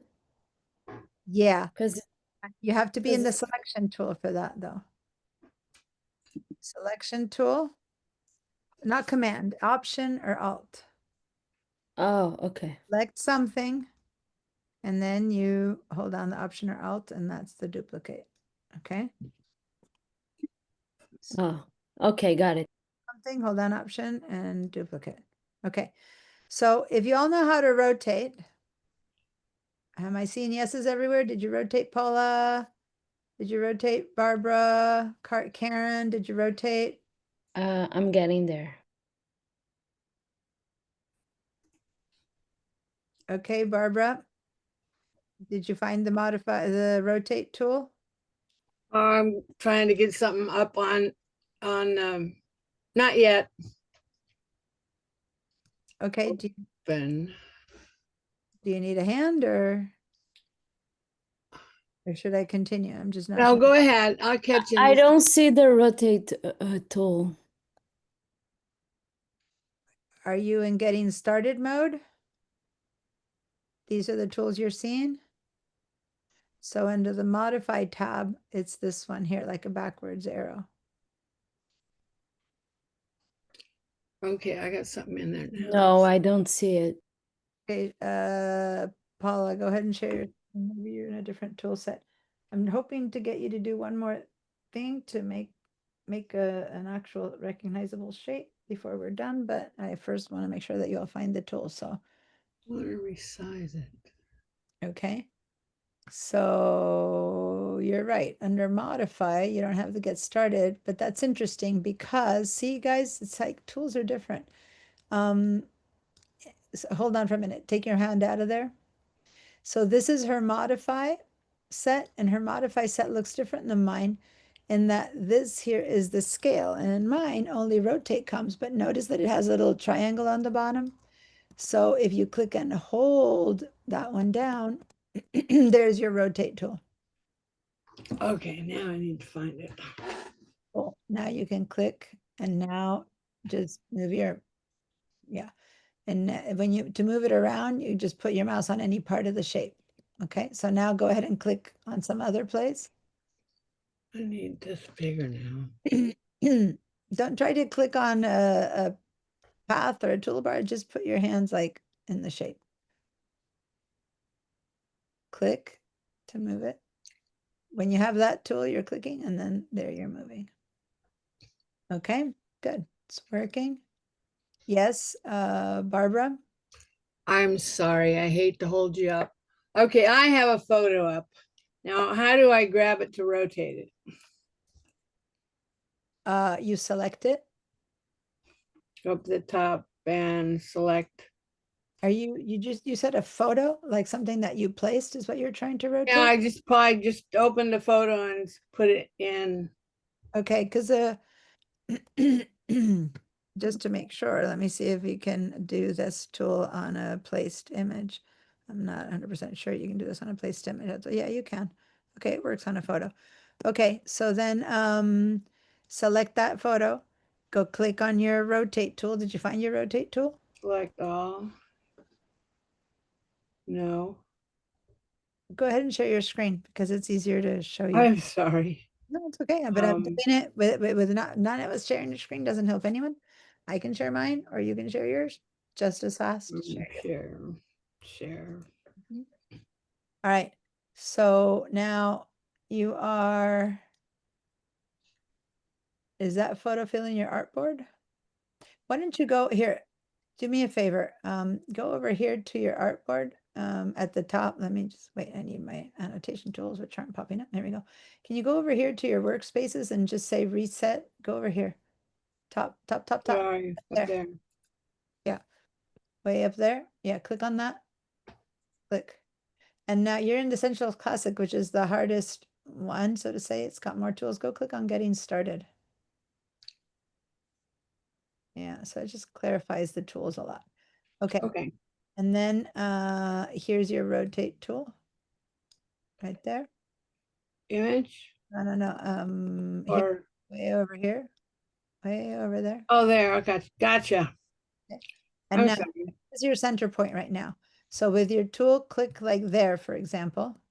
Here? Click. Okay, and now just put your mouse here and start rotating. Put your mouse on the object and start pulling, and it's going to rotate. Oh, okay. That is the axis, so to say, from which it rotates. Okay. Now you made your artboard the same shape as your shapes or whatever, but now click and click on this tree, for example. Okay, and now grab from any part of the image and start rotating. And now it's the axis is the tree. Does that make sense? Yes. Since the shape you're using is the same size as your artboard, it's kind of hard because the whole artboard is moving around.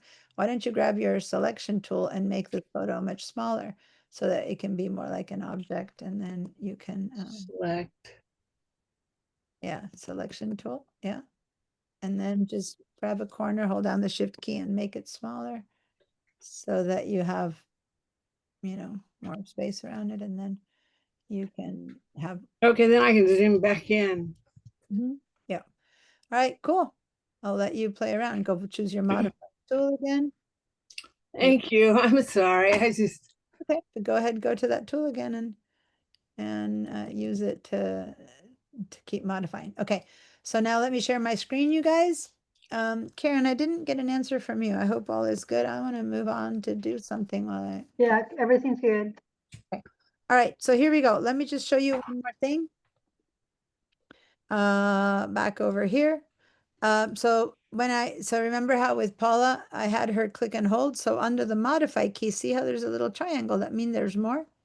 So if I click and hold, then there's the scale, reflect, and shear tool. Those are all tools that I told you you could get also by doing a right click and transform. And there they are, rotate, reflect, scale, shear. See those? That's where those are. So I'm going to, I know class is over. Let me just get you guys to see these so that you can play with them because they act the same way as the rotate tool.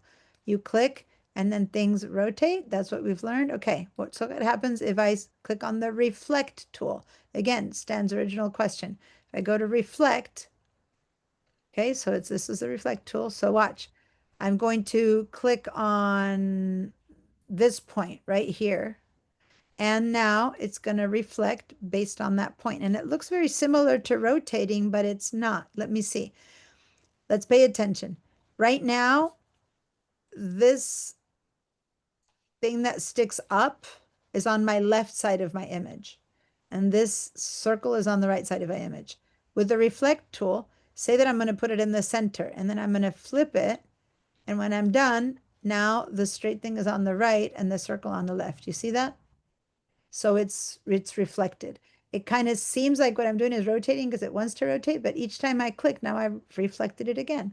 Now I click again and I've reflected it again. Does that make sense? So you reflect. But if I were to reflect it downwards, then now it's reflecting with that tip over that side. And then if I click it and again to reflect it downwards, now it's on that side, right? So basically we're reflecting and rotating, so to say, with this tool. Got it? Then what are the other two? Well, the shear tool with depending on where you click on this and you start, it really starts shearing your shape. Okay. So now you're going to shear from here or shear from here. So basically that's what that one is. Oh, I need to move this back. It's shear. And that one is easier to show on a rectangle because the shear tool, everyone recognizes that if I shear this, then it's like, all right, that's Once you pick the shear tool, then how do you shear it? yeah. So you click and you choose what point to shear from. So you, right. And then you put your mouse on the shape and you start pulling to one side or to the other. And it maybe because the photograph, it won't do it. I don't know. It could be because it has because it's filled with something. Just make a rectangle like I just did. Click it and make it. And then the last one is the scale tool. And again, the scale tool, for me, it basically is making things bigger or smaller. Does it matter if I make it smaller from here or from there? I don't think so. So basically, I'm just making it smaller, right? So if I select this one now, then click on the scale tool, then I'm just making it bigger or smaller based on that center point versus if I click it over here, then none of them are working for me. Based on that center point. Does that make sense?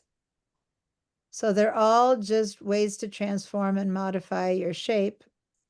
So the important thing is have it selected, click on any of these four, and when you choose what point you are doing the thing from, in this case scale, I'm going to do it from the bulbous nose part of it. Then when I start pulling in, that's where it seems, or fat or down or whatever, it kind of gets bigger or smaller based on that center point. Okay. So that's just helps you play around with shapes a bit more. It wasn't 100% of what I did want to show you on this. It was one of the things I wanted to show you, but that's okay.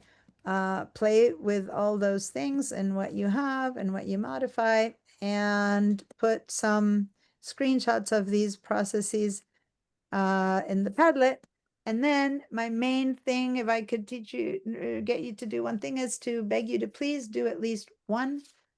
I don't need you to do the whole village.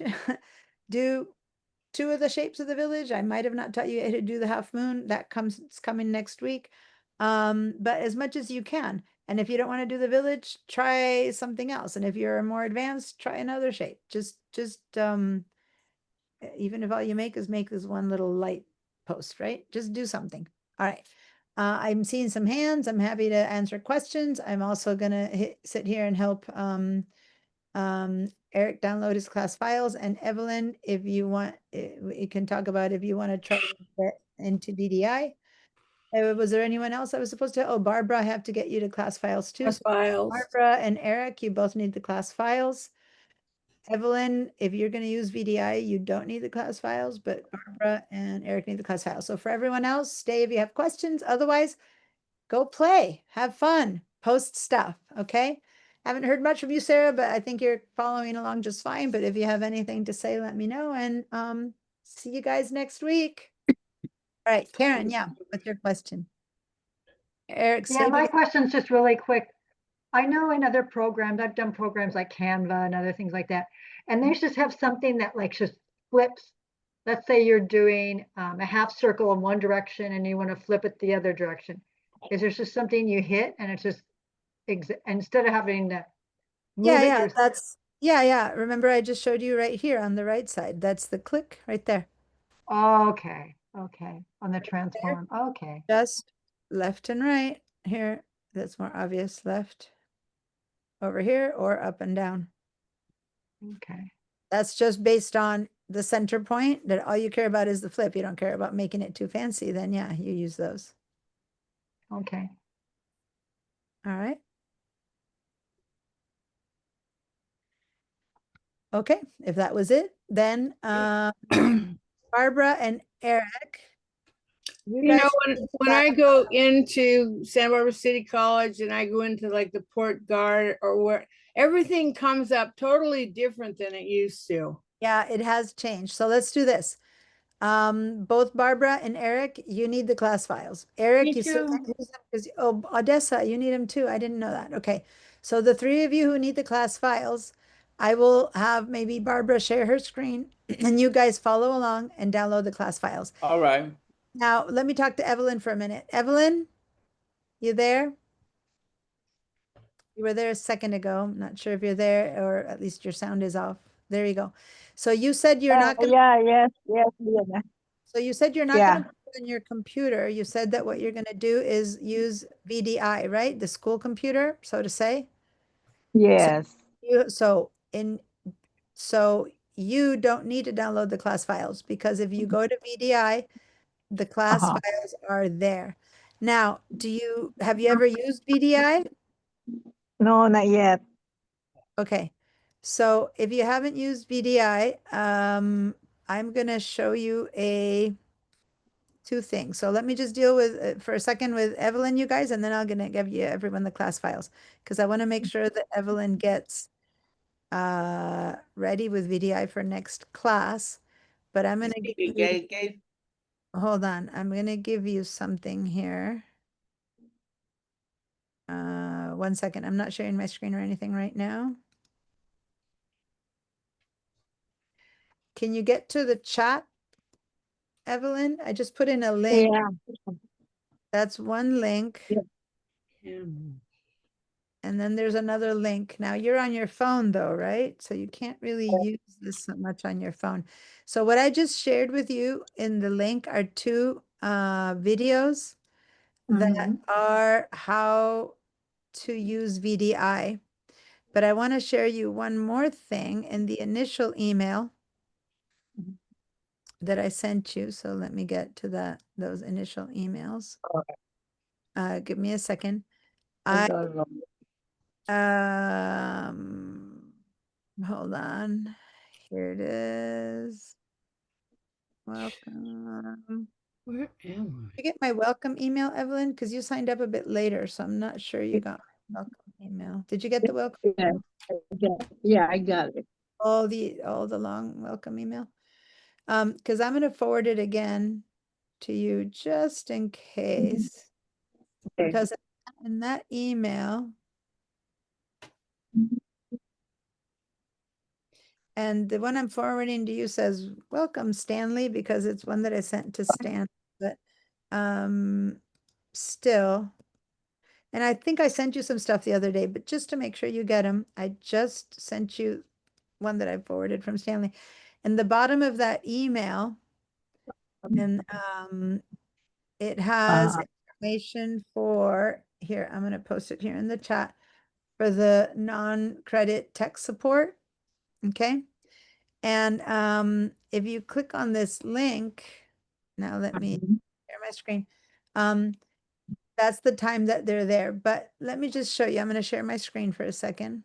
And this is for everyone. You know, Eric, you're kind of new to this. You might not know this too.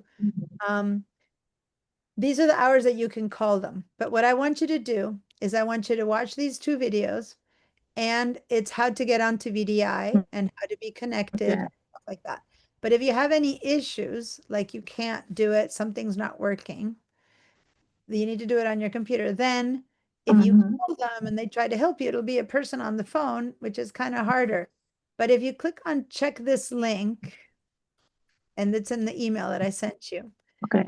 and over here, it takes you to this page, which is Yes. IT support credit students. And if you scroll down, non-credit students, but non-credit students doesn't give you much of a choice other than Okay. calling them. But for credit students, you could click on this thing, Campus Portal Login Help. And when you do that, one of the choices, don't they have it anymore? Oh, they The don't. whole thing's different. It's awful. They don't give you Zoom tech support anymore, do they? Then when you call them and tell them that you need tech support on how to basically call them. This one has Spanish and English bilingual this hours. Yeah. Yes. They can do a Zoom with you and help you get VDI set up and ready to go for Friday. Does that make sense? Okay. Yeah. So my Yes, I videos would show like to you know. how to do it. My videos that I linked you showed you how to do it, and they're in the email also. But just in Sure. case that's not, Yes. you need help, then go to tech support. So you have from here to Friday to try to make sure that you got the VDI set up, okay? So Sure. that Sure. We'll Friday let you know. can be using Illustrator. And if not, Okay. Thank you. okay? All right. So that's for Evelyn. But in VDI, you do not need the class file. So what I'm going to do next for Barbara, Eric, and Odessa is because they do need the class file. So Barbara, you want to share your screen and I'm going to walk you through and everyone else do this together with Okay. me. So It says that somebody else is sharing. oh, I'm still sharing. That's true. I forgot that I was still sharing. So go ahead and share your screen, Barbara. All right. So Okay. let me just say that right now, the way you're accessing it is a little bit different. Why don't you go ahead and let me show you how to access it? Go ahead and here is a Barbara Wash and sign out because this has changed so much that yeah, just log out. I'm going to show you how to get in a way that makes more sense. Go ahead and create a new window here and just try to go to my.sbcc.edu because you're trying to access it the old way, the old pipeline way. My dot. My.sbcc.edu.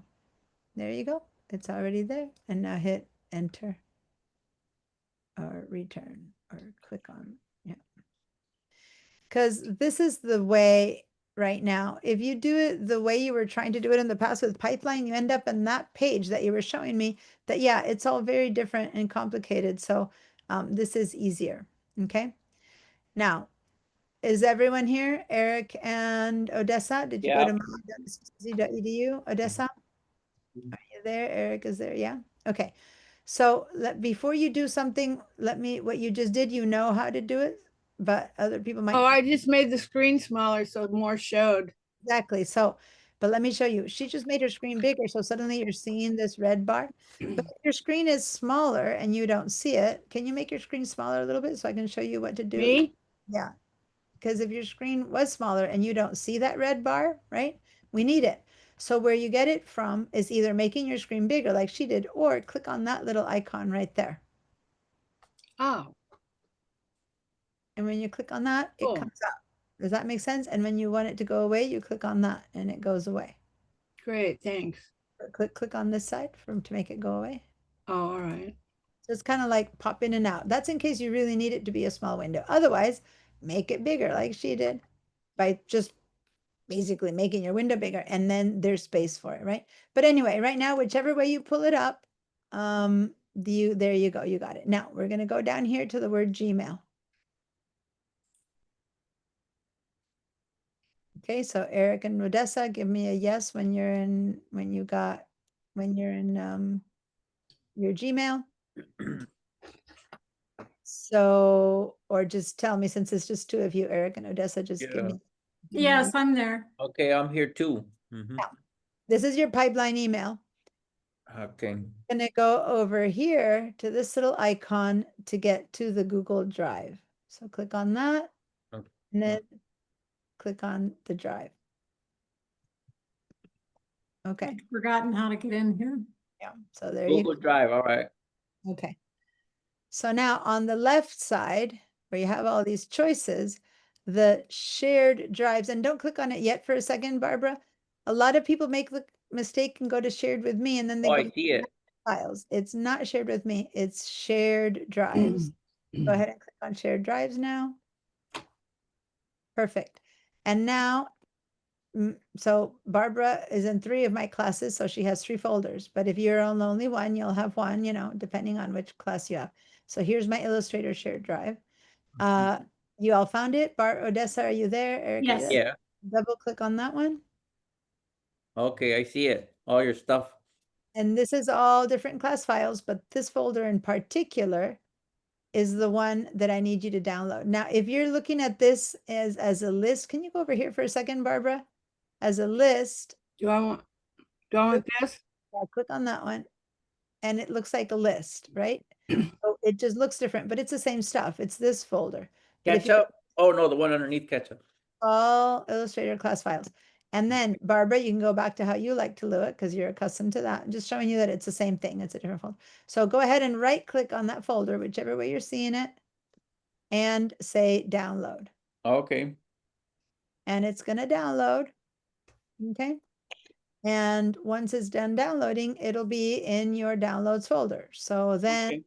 next time when you have your Illustrator set up and you need to go find the class files, Odessa, you already have Illustrator set up. Oh, here we go. It's showing down here. It's preparing. Yeah, Oh, it's downloading right now. it's downloading, yeah. So in your case, you don't have Illustrator yet, Eric, so they will just sit there. But Okay. for Odessa, you can now go and save file place and find the house or any other files you want. Okay, perfect. Thank you. Do I just double click on this fall 2025 Illustrator class where it's sitting? Yeah, go for it. That's a good place to open it from, or from the Finder window. You can do it from there too. All right, excellent. I got it. Thank you. Your downloads. So now you can just double click and open it and you'll find all the class files in there. Oh, I see them. Now do I need to move this to my desktop? You know me, I don't like people using their desktop, but wherever you like to have your class files, or if you want to leave it in the downloads, leave it in the downloads. It seems like you left the Photoshop class files there, so it doesn't matter. Now, just so you know, you were also having problems, Barbara, in my Photoshop class. You're using the old Photoshop class files, so you might as well. And this is just for Barbara. Oh, Let's go grab. Let's I go. am at spring. Yeah, so It's summer. What is it? No, go back to shared drives. Go back here to shared drives, and this is just for Barbara. Yeah, click on that. And let's go to Photoshop shared drive. And now these are the HyFlex class, the one that you're taking now. So right click and download this folder. And this is just because now you'll have, when we get to that class Monday, Wednesday, you'll have that folder of files as well. Okay?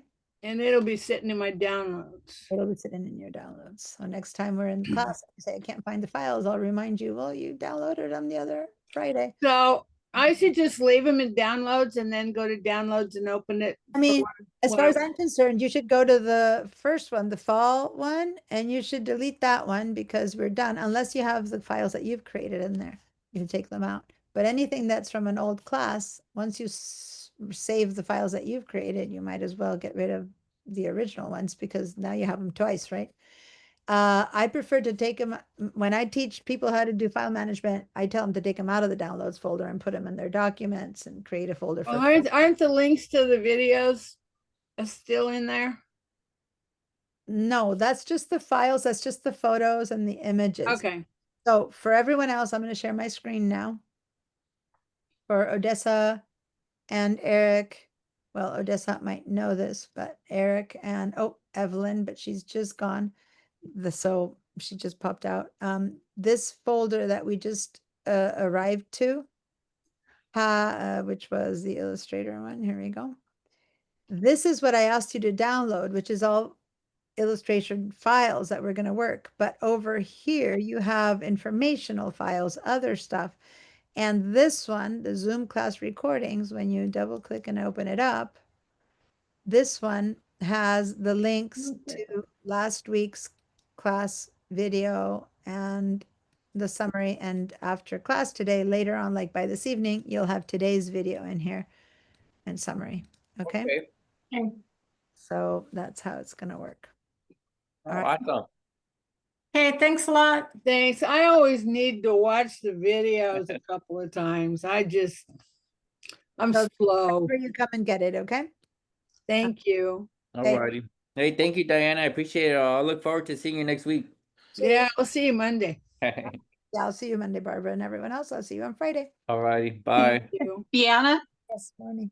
just really a quick question. So I was doing something when you were telling everybody to place the images. Which images were we supposed to place? Oh, I was just showing them the one that's, I believe, the simplest one to imitate.